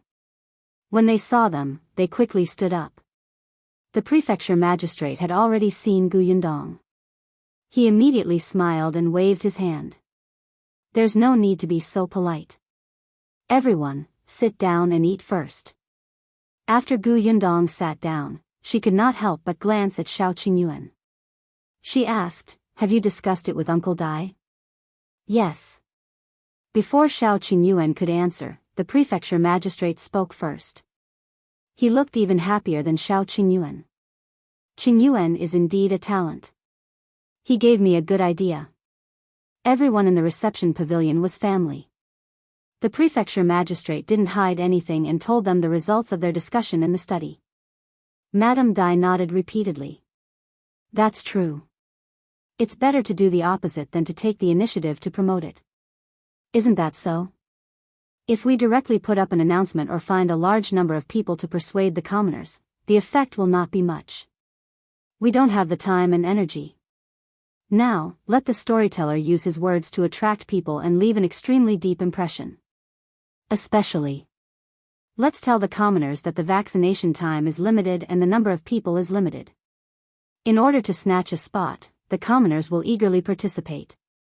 People were like this. People would be more anxious about limiting their purchases, afraid that such a good thing would not happen to them. However, if there were no restrictions and someone even told them that this was a mission given by the higher-ups and had to be completed, these people would feel that it might be disadvantageous to them. To be honest, Gu Yundong did not know this method either. She couldn't help but glance at Shao Qingyuan and ask them, "Then how do you plan to tell the story?" Prefecture Magistrate Dai laughed. "We've already written it down. Come, let me show you." He immediately handed over the few pages filled with words. Shao Qingyuan took a look. No wonder the prefecture magistrate had brought these pages with him when he went out previously. It turned out that he was showing off. Gu Yundong and the other two took it. Madame Dai and Dai Wenhua looked at it and nodded slightly, indicating that it was not bad. The writing is clear and smooth, the storyline is clear, and the logic is fine. The story is very voluptuous, the poems are quoted appropriately, and the beginning and end echo each other. Good. Gu Yundong was speechless. What should she do? Seeing that his wife and son had finished talking, the prefecture magistrate was still very satisfied. In the end, his gaze landed on Gu Yundong, but he saw that after she finished reading, her expression was strange and constipated. Prefecture Magistrate Dai's heart skipped a beat. Was there a problem?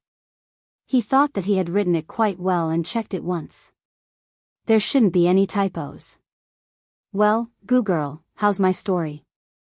Gu Yundong could not bear to see him disappointed. He racked his brains and finally said, "There are quite a lot of praises for the emperor. Uncle Dai's vocabulary is very amazing."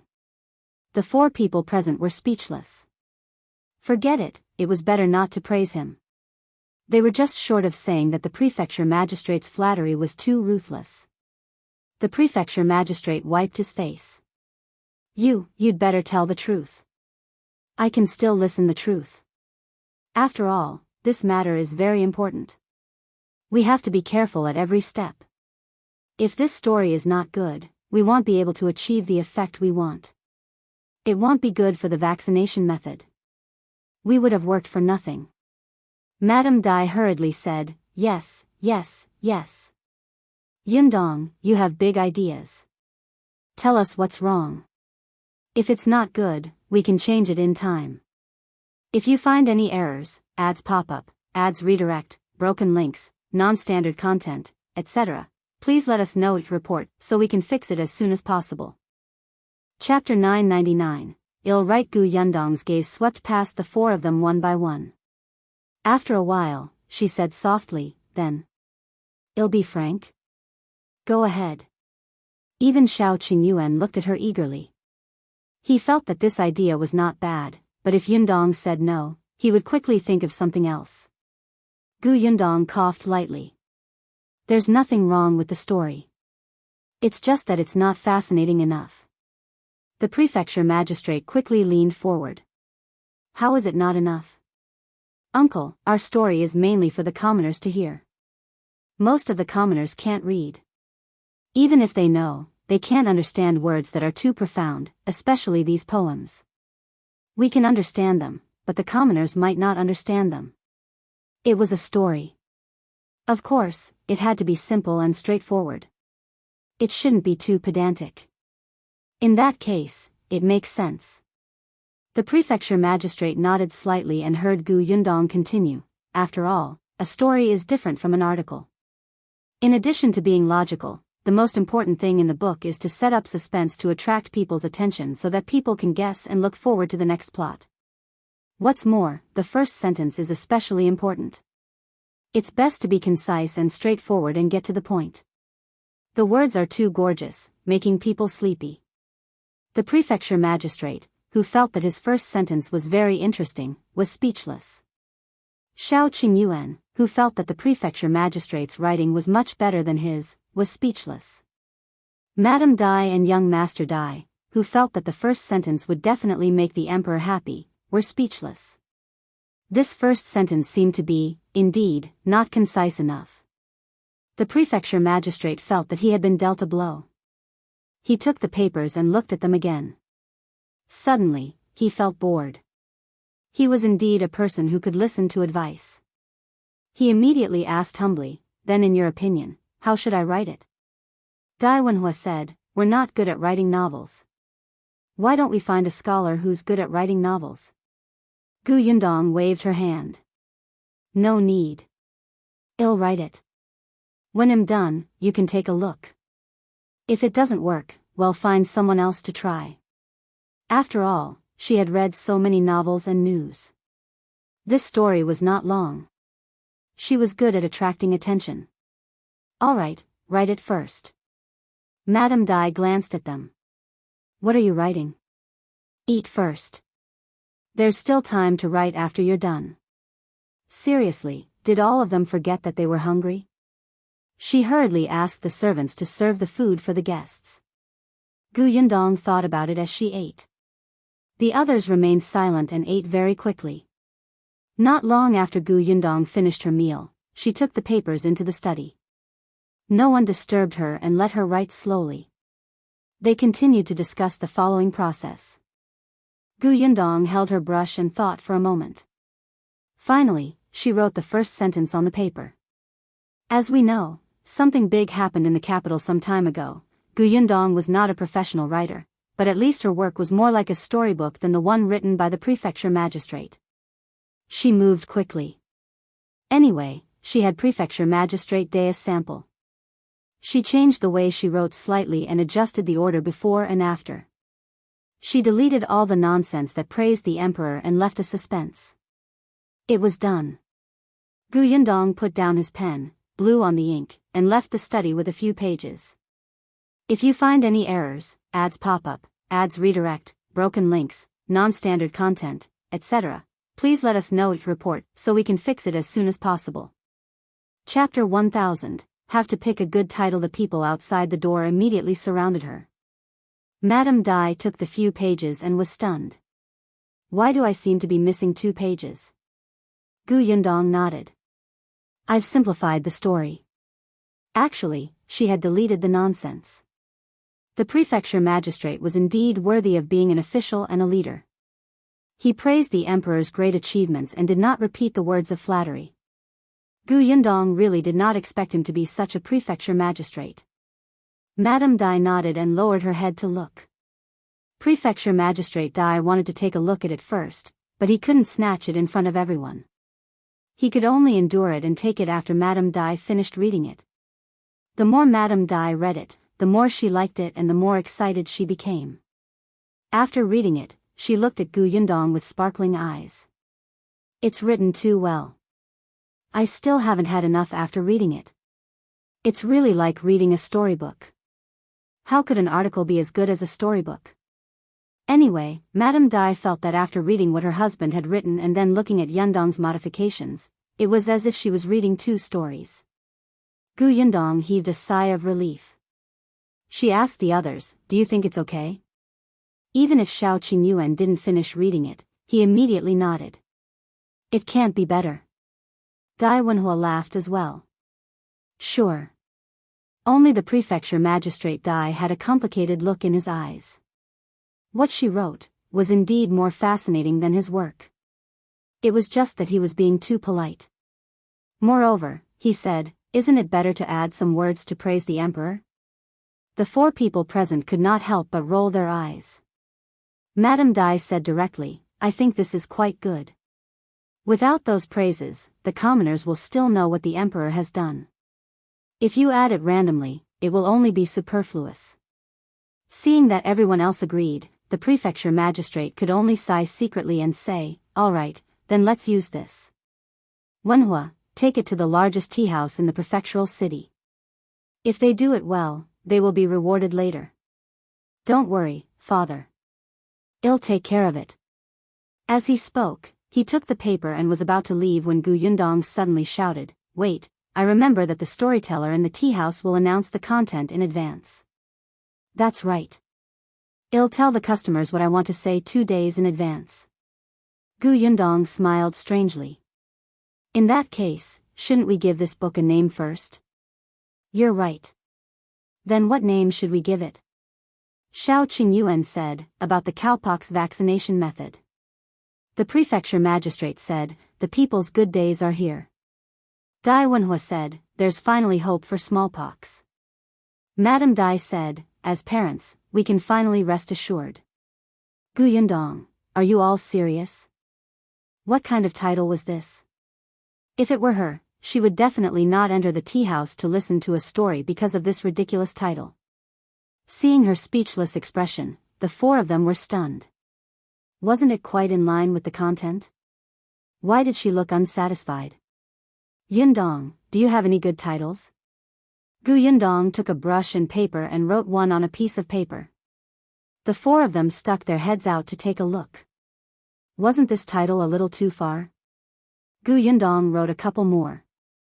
The few of them stuck their heads out and discussed carefully for a while before finally choosing one. After settling down the title, Gu Yundong finally heaved a sigh of relief. Dai Wenhua immediately left the Dai residence with a few pieces of paper. When he walked out of the door, he instantly felt that the things in his hand were worth thousands of gold. If you find any errors, ads pop up, ads redirect, broken links, non-standard content, etc., please let us know each report so we can fix it as soon as possible. Chapter 1001, Shock. People in the capital are scared. The largest tea house in the prefectural city was called Fortune Tea House. This tea house had been in operation for more than 100 years and was an old brand. The owner of the tea house knew how to put in a lot of effort. Not only were the tea leaves diverse, but there were also all kinds of snacks. Previously, after Gu Yundong's new tea house opened for business, the owner of the tea house came to contact them. Gu Yundong and the others did not hide anything and had business dealings with Fortune Tea House. Apart from that, the Fortune Tea House had another specialty, which was the storyteller. The stories told by the storyteller here were very novel and especially emotional. What was even more amazing was that there were people playing drums and gongs behind the screen. Therefore, there were many people who came to the tea house because of its reputation. The guests in the tea house did not care about their status. There were private rooms upstairs for the guests who could afford to spend. The guests who were less rich could still share a table in the lobby downstairs. Therefore, the business of the tea house was exceptionally good. Sometimes, there was even a queue. Hence, even if Gu Yundong and the others opened the new tea pavilion, it did not affect their customer base. Dai Wenhua entered this building. This time, he directly conveyed the government's orders. The owner of the Fortune Tea House had to cooperate. However, after the owner saw what Dai Wenhua had brought, he was immediately interested. Even without the government's orders, he wanted to buy it. Except, young Master Dai, is this story true? Of course it's true. How can such a matter that concerns the lives of hundreds of thousands of people be fake? The owner nodded. That's right. Lord Dai has always loved the people like his son. I believe him. He was even slightly excited. He asked in a low voice, but are there really only a few hundred free spots in front? Can you leave a few for us? You've helped us so much. Of course. Dai Wenhua tried his best to suppress the smile on his face. Look, Shao Qingyuan was right. There was a limit to the number, so everyone was fighting to pre-order. Even the owner of the tea house, who was so knowledgeable, was so tempted, let alone others. However, this was inseparable from the good reputation his father had left behind after being an official for many years. Dai Wenhua believed that their plan would be launched soon. The owner immediately smiled. Thank you, young Master Dai. Dai Wenhua cupped his hands and left quickly. As soon as they left, the owner quickly found the storyteller and asked him to memorize the contents of these few pages. When the time came, he would definitely finish speaking without missing a word. Seeing that his boss valued it so much, the storyteller hurriedly took the few pieces of paper carefully. He asked the boss to let him stay in the private room and not leak this information. Then, he went out and wrote a line of words on a sign. Then, he hung it outside the door. Outside the door was the title of the story. As soon as the boss left, someone walked over to take a look. What did you say in the last 2 days? Is it the story about the scholar and the fox demon? I missed the ending yesterday. Are you still going to say the ending? I want to hear about General Wang's war. Don't argue, don't argue. Let me see. In the end, the person narrowed his eyes and looked at the headline, shock.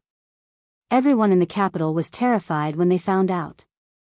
Everyone was speechless. Huh? What is it? The story this time seems very different. It's such a serious matter.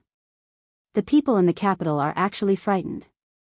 Wait, why do we have to wait for 6 days? If you find any errors, ads pop up, ads redirect, broken links, non-standard content, etc., please let us know each report so we can fix it as soon as possible. Chapter 1002, an incredible event. The contents of the story soon attracted everyone's attention in the tea house. The title was too captivating. Someone even looked for the boss to ask if he had any important news from Beijing. The boss smiled without saying anything. He only said, "Won't you know when you come to listen in 2 days? Then tell us more about the story." The boss shook his head and ran away when no one was paying attention.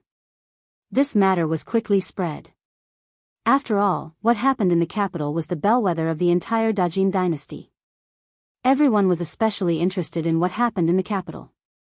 Now, they actually said that everyone in the capital was frightened. What about them? Wouldn't they have to be scared to death? Dai Wenhua came back after asking around outside and said excitedly, "Many people are talking about this on the streets now. Miss Gu is indeed amazing to give it such a title." Gu Yundong chuckled. Actually, this was not her title at all. What she had originally written was, "Shocking.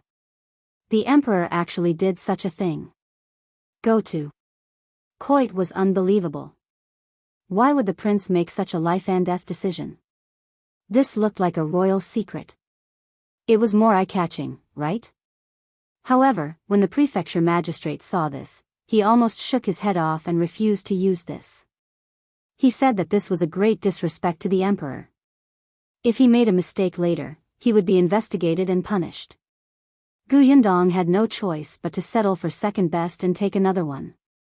Although the effect seemed to be alright, she still felt a little regretful.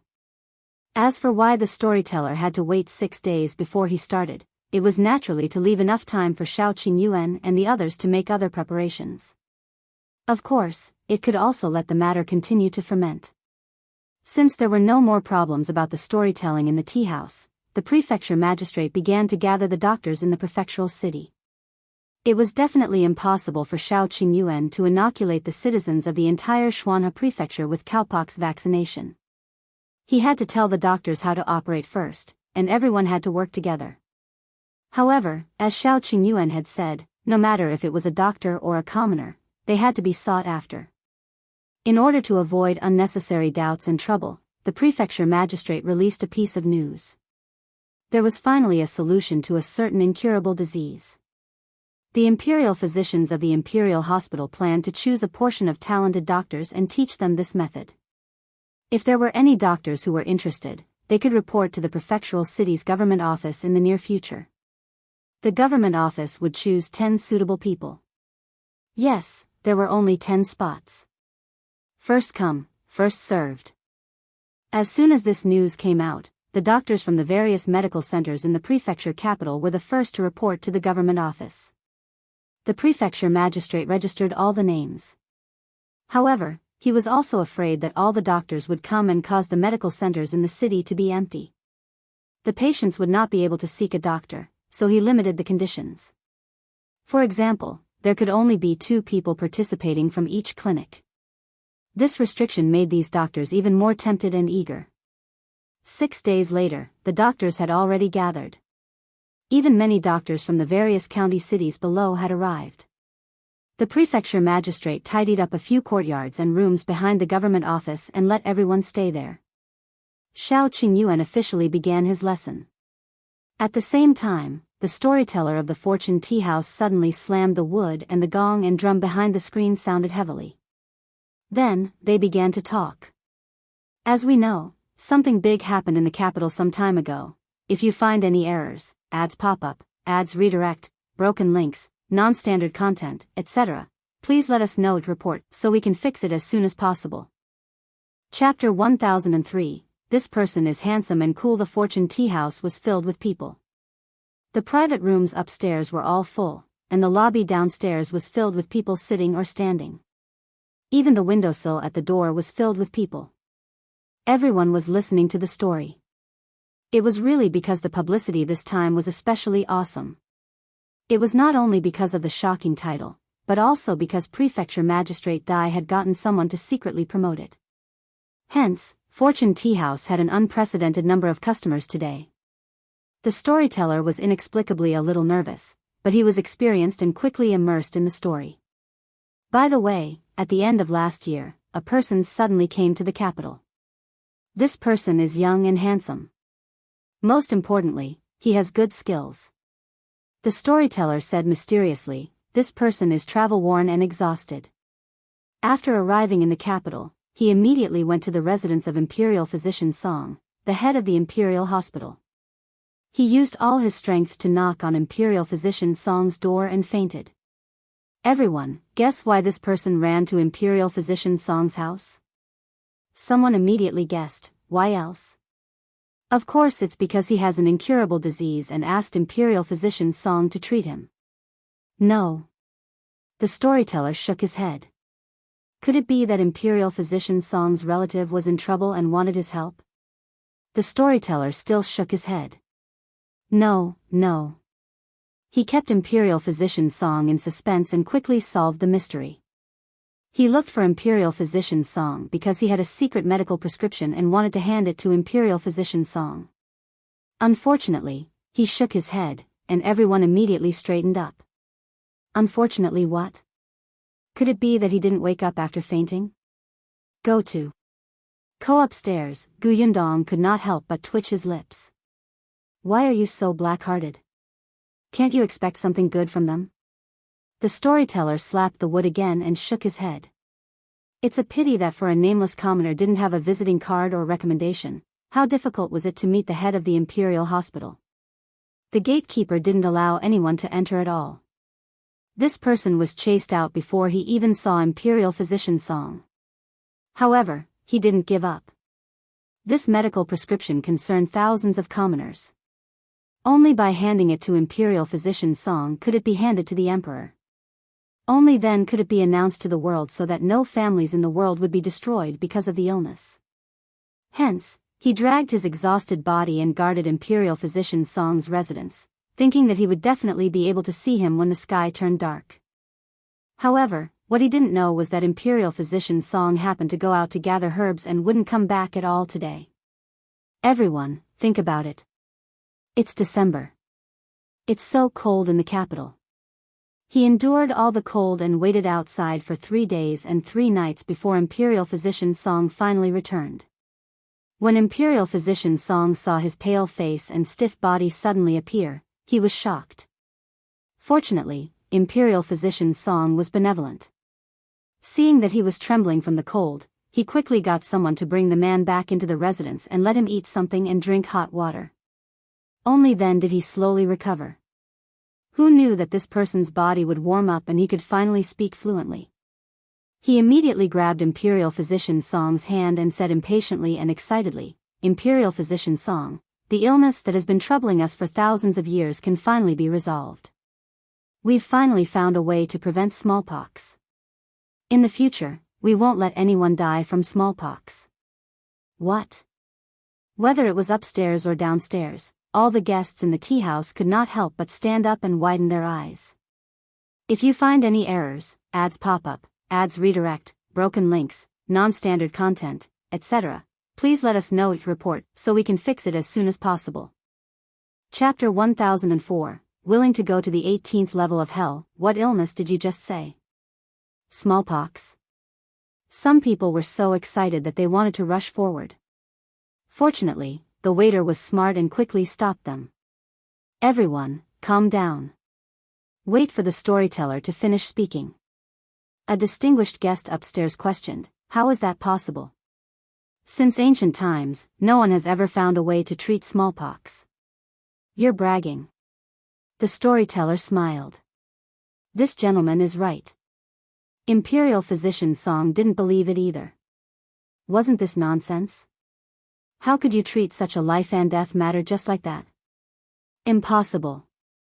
Imperial physician Song was angry. Imperial physician Song was furious. Imperial physician Song wanted to chase this person out. But this person firmly swore that if he said anything false, he would go to the 18th level of hell and be dismembered by 5 horses. He would be cut into 1,000 pieces and never reincarnate. Upstairs, Gu Yundong was speechless. Did she write such a sentence? Could you not add it randomly? However, the storyteller became more and more excited as he spoke. His face turned red, and he slapped the wood in his hand. The entire Fortune Tea House fell silent. Everyone was so shocked by this oath that they didn't even dare to breathe loudly. How ruthless was this? He had sworn such a heavy oath to himself. Imperial physician Song was shocked. When he saw how confident this person was, he thought that if what the man said was true, wouldn't it benefit the people? No one would wait for death because of smallpox anymore. How shocking would this be for the people of the world? He spoke passionately, and the people below also felt their blood boil. Go to. Ko the storyteller paused and lowered his voice. Therefore, Imperial physician Song was skeptical and patiently listened to him talk about the medical prescription. Unexpectedly, the more he listened, the more excited he became. The more he listened, the more he acknowledged the medical prescription. He immediately clapped his hands and cheered 3 times. However, as the head of the Imperial Hospital, Imperial physician Song did not see the effect of this prescription with his own eyes. Naturally, he would not announce it to the world. He had to be responsible to the world. Hence, he pushed everything aside and focused on experimenting with this prescription. He even applied for leave from the emperor. A month later, Imperial physician Song came out of the residence with a tired expression. However, his eyes emitted a light that was so hot that it could burn people. He entered the royal palace overnight and reported to the current emperor immediately. The storyteller cupped his hands towards the east. Everyone knows that His Majesty is wise. Ever since His Majesty ascended to the throne, he has been working hard to rule. He is wise and mighty, and he loves the people like his children.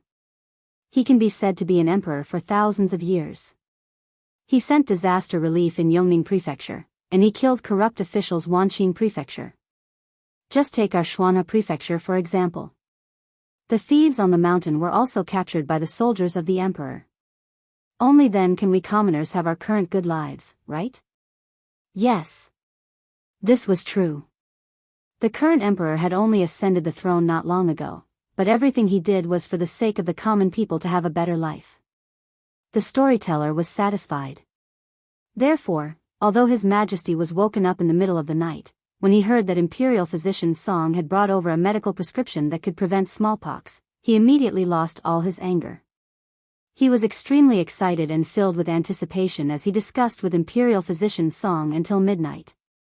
The next day, His Majesty even personally left the royal palace to verify the results. Seeing that the medical prescription was really useful, the emperor was overjoyed. He waved his sleeve on the spot and gave the medical prescription a name, cowpox vaccination method. The meaning is very simple. It means that those who are infected with cowpox will never be infected with smallpox again. Everyone was stunned. Cowpox infection? Are you serious? Someone asked softly. The storyteller said loudly, good question. If you find any errors, ads pop up, ads redirect, broken links, non-standard content, etc., please let us know each report so we can fix it as soon as possible. Chapter 1005. Everyone in the capital is scared. After the emperor announced the cowpox vaccination method, Everyone was questioning if this vaccination method was really useful. Is it true?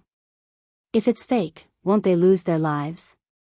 The storyteller continued, even though the emperor repeatedly guaranteed that there was no problem, and more than 30 to 40 people had already been vaccinated with cowpox, and the emperor had seen it with his own eyes, many people still had doubts. The emperor was anxious. What should he do? This kind of thing that benefits the people is originally a great thing, but no one is willing to try it. Wouldn't it be a waste of such a good medical prescription? Every year, people who get smallpox would still die in batches. The emperor's heart was bleeding. These are his people. He wants to save everyone's lives. The storyteller screamed at the top of his lungs. Some people below had already begun to wipe their tears. The emperor really loved his people like his children. The emperor is a benevolent ruler. Although he was anxious, he didn't want to force others to take the vaccine.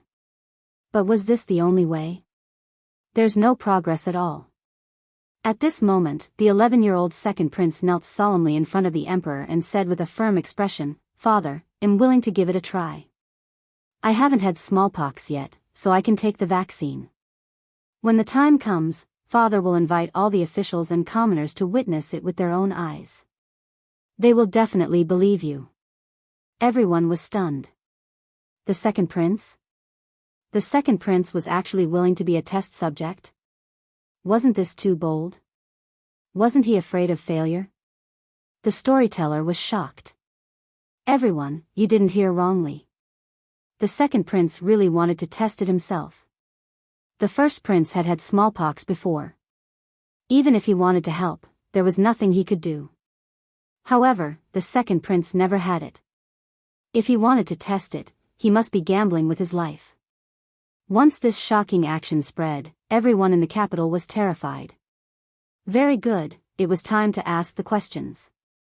Upstairs, Gu Yundong nodded slightly and took a sip of water.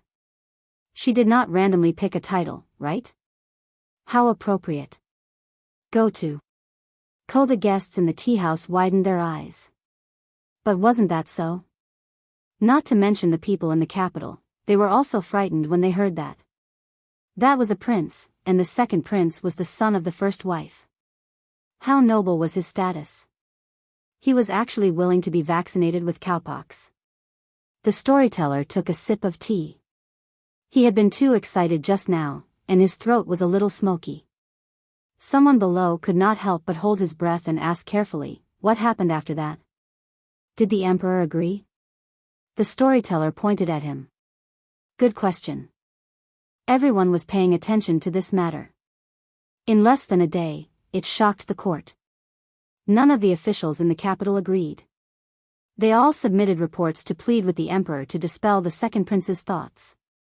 There was even a loyal and patriotic minister who brought his son into the palace, and asked him to replace the second prince with this cowpox vaccination method. Guess what the emperor said? The storyteller paused. Before anyone could speak, he continued, the emperor said, "My son is a prince.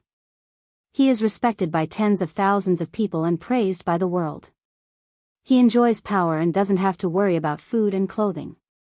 Then, it's only right for him to do something for the people of the world. For the sake of the people of the world, I agree with him to personally test the cowpox vaccination method. You don't have to persuade me anymore. This matter is settled." Everyone present sucked in a sharp breath. His Majesty agreed just like that? The emperor has blessed the world. It's the blessing of the people to have such a wise ruler. It's the blessing of the world. If you find any errors, ads pop up, ads redirect, broken links, non-standard content, etc., please let us know at report so we can fix it as soon as possible. Chapter 1006, Too effective. Many people were grateful. They knelt down and shouted, "Long live the emperor! Long live the emperor!" Gu Yundong was speechless. This was too effective. Fortunately, Prefecture Magistrate Dai did not use the entire page of praise. Otherwise, these people would probably kneel while listening to the entire story.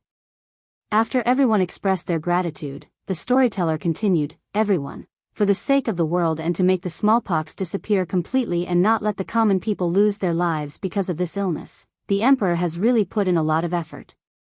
Then what happened to the second prince? Someone asked anxiously. A smile instantly appeared on the storyteller's face. The cowpox vaccination method has already been confirmed by the head of the imperial hospital and has been approved by all the imperial physicians. What do you think the second prince will do? He will naturally be safe and healthy. Moreover, from now on, he won't be troubled by smallpox anymore. At that moment, the entire capital was celebrating. All the officials had personally witnessed the process of the second prince's vaccination, and they had personally seen him recover. The cowpox vaccination method was indeed a major invention. The exciting moment had arrived, and all the officials cheered for the heavens to bless our empire.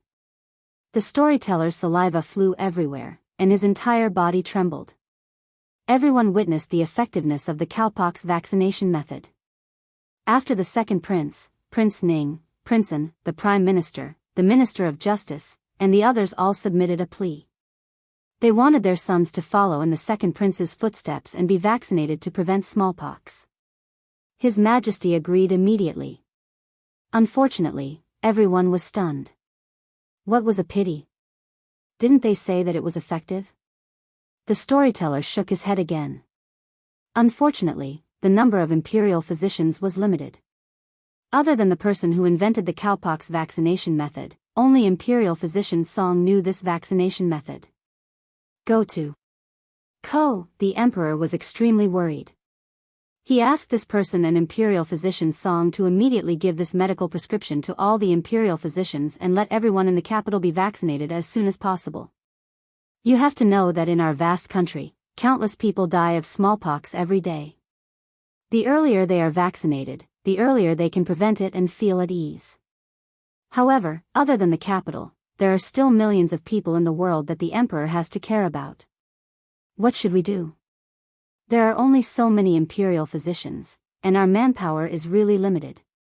If we wait until everyone in the capital is vaccinated, who knows when it will be our Shuanhe Prefecture's turn? Ah! The people below exclaimed. Didn't that mean that many people on their side would die from smallpox? The storyteller shook his head and sighed. Sigh, there's nothing we can do. Our prefectural city is too far away. After the vaccination, there's still Linzhou Prefecture, Wanqing Prefecture, and Yongning Prefecture, someone hurriedly said. Then can we ask the Prefecture Magistrate to send a letter and beg the Emperor to send us an imperial physician so that we can be vaccinated? That's right, that's right. My first 2 children died of smallpox. Now that I finally have a third son, I'm on tenterhooks all day, afraid that he won't be able to survive this illness. Now that we finally have a solution, I don't want to miss it. That's right. I have an older brother who also died of this illness. My parents suffered a setback and haven't recovered until now. Gu Yundong listened quietly from the second floor. Some of them should be hired to talk here, right? The storyteller spread his hands. There's nothing I can do. I'm just a storyteller. I can only tell everyone about this joyous matter. I don't know anything about treating illnesses. As soon as he finished speaking, a group of people suddenly walked over. If you find any errors, ads pop up, ads redirect, broken links, non-standard content, etc., please let us know your report so we can fix it as soon as possible. Chapter 1007. The subtext is very obvious. Someone with sharp eyes saw the person in front clearly and immediately shouted, "It's young Master Dai." That's young Master Dai. The people in the tea house turned their heads. The people at the door were close. They quickly ran to Dai Wenhua and blocked his way. Dai Wenhua was confused. He looked at the commoners who had suddenly appeared in surprise and took 2 steps back. What's the matter? Gu Yundong could not see clearly from the second floor, but he knew that Dai Wenhua had followed their plan and led his men past the entrance of the tea house when everyone was at a loss. Now that the way forward was blocked, the bailiffs behind Dai Wenhua immediately looked at everyone warily and separated the crowd. Someone poked his head out and asked loudly, "Young Master Dai, there's already a medical prescription in the capital to prevent smallpox. Is this true?" That's right, young Master Dai. The second prince personally tested this medical prescription. Is there such a thing? Young Master Dai, when will it be our Shuanhe Prefecture's turn to be vaccinated? Young Master Dai, we can't wait for a few years. Dai Wenhuo's expression changed from confusion to surprise to enlightenment. In the end, he sighed heavily, his expression rich and convincing. He nodded and said, I didn't expect all of you to already know. This is indeed true. As he spoke, he raised his hand.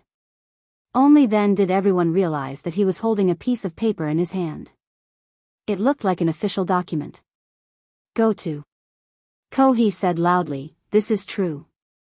Moreover, the emperor is concerned about the people. A few days ago, he has already sent official documents to the various government offices and sent an imperial physician over to teach the doctors of the various prefectures about the cowpox vaccination method. Everyone should have heard that the government offices summoned the doctors of the various medical halls a few days ago for this matter. After all the doctors learn it, they will naturally inoculate everyone. Someone in the crowd asked loudly, can the doctors learn it? Can the imperial physician sent by the imperial court inoculate us? Good. He raised the point. Dai Wenhua said, the imperial physician sent by the imperial court will stay in the Shuanhe prefecture for 3 months and personally guide the local doctors to inoculate everyone. After 3 months, the imperial physicians will return to the capital. Everyone knows that the imperial physicians belong to the imperial hospital. It's already not easy for them to leave the capital and come to the Shuanhe prefecture for 3 months. Therefore, if everyone is worried, try your best to come to the government office for inoculation within 3 months. Yes, just 3 months. If you don't hurry, you won't get a share. Don't hesitate. When the imperial physician leaves, you can only let the local doctors vaccinate you. By the way, because there are many people in the prefectural city, the number of people vaccinated every day is limited. For the time being, only 200 people are allowed to be vaccinated every day. After 200 people are vaccinated, you will have to wait for a day. Of course, you can register first and come when the time is right. Yes, not only was there a time limit, but there was also a limit to the number of people. Therefore, if you didn't sign up today, you might have to wait until 3 months later. Also, Dai Wenhua continued, the imperial physicians sent by the emperor are free to inoculate everyone. This is the emperor's grace. However, after the imperial physicians leave, whether the doctors in the prefecture city want to charge will depend on themselves. After all, the doctors also have to make money. Yes, if they did not hurry up, not only would they not have a chance, but they would also have to spend money. They would have to think about it. The subtext was already very obvious. After Dai Wenhua finished speaking, he waved the paper in his hand and said, this is an official document. Everyone, make way. I want to paste it at the city gate. If there's anything you don't understand, just look at it yourself. If you find any errors, ads pop up, ads redirect, broken links, non-standard content, etc., please let us know it report so we can fix it as soon as possible. Chapter 1008, More and more people. The bailiff separated the crowd and let Dai Wenhua walk forward.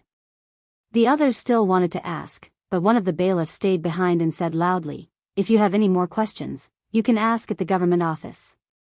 Those who want to register, please go to the government office as soon as possible to find the registrar. As soon as he said this, a few people had already run away. Seeing this, the others couldn't care less. Afraid that they would fall behind, they hurriedly followed. As expected, there was already a registrar sitting at the entrance of the government office. The first person rushed to him with sweat all over his face. Sir, is the registration for cowpox vaccination method here? I'm here for registration now. Can I be vaccinated soon? The registrar shook his head. Of course not. The cowpox vaccination will only begin the day after tomorrow. However, you can remember the name first. Not to mention that Shao Qingyuan was still teaching the other doctors the cowpox vaccination method, just the cowpox liquid was not that easy to collect. The man swallowed and hesitated. Should he really register? Should he really be vaccinated? However, before he could figure it out, someone pushed him from behind. Do you want to register or not? If you don't want to, move aside. Don't block my way. The registrar looked up at him. Good. They must have found the shill. He raised his hand and asked the person, name, address. My name is Hidaniu. I live in the prefectural city's Hulu Alley. Not only do I have to be vaccinated, but I also have to sign up for my younger siblings. And I go to. Before she could finish, she was pushed aside by the first person. What's the hurry? I haven't said anything. That person did not argue with him. All right. Hurry up. The first person immediately mentioned 3 or 4 names. Soon, another large group of people arrived. All of them scrambled to squeeze in front of the desk. Fortunately, a bailiff ran over and asked someone to line up first. There were a lot of people. Most of them were listening to books on the first floor of Fortune Tea House. The people on the second floor all had some wealth. When they came over, they were very slow. Moreover, they were actually still a little hesitant in their hearts. They wondered if they should just let these ordinary people test it to confirm that it was safe.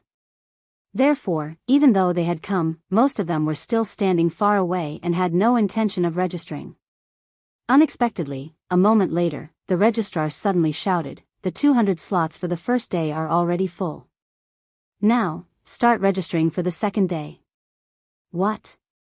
It's already the second day? Didn't only a dozen people pass in front? The registrar said loudly, although only a dozen or so people have gone over, everyone has reported their siblings, sons, daughters, nephews, and nieces. Every person has already reported many names, so the spots are naturally full. What? That worked? The crowd immediately became anxious. Those wealthy families who originally wanted to observe also became anxious. However, at this moment, someone shouted, "My family is in Fengkai County. Sir, can you leave a few spots for us? When my family comes, we can fill them in directly. I have to tell my uncles in the countryside." This time, it was like poking a hornet's nest. Those who were originally hesitating no longer hesitated and quickly went forward to sign up. Those who couldn't make up their minds immediately got someone to inform their families. There were also commoners who did not go to the tea house to listen to the story. When they saw that there was a long line at the entrance of the county office, they immediately came over curiously to ask about the situation. Immediately, someone explained the process to them vividly. There were more and more people. If you find any errors, ads pop up, ads redirect, broken links, non-standard content, etc., please let us know each report so we can fix it as soon as possible.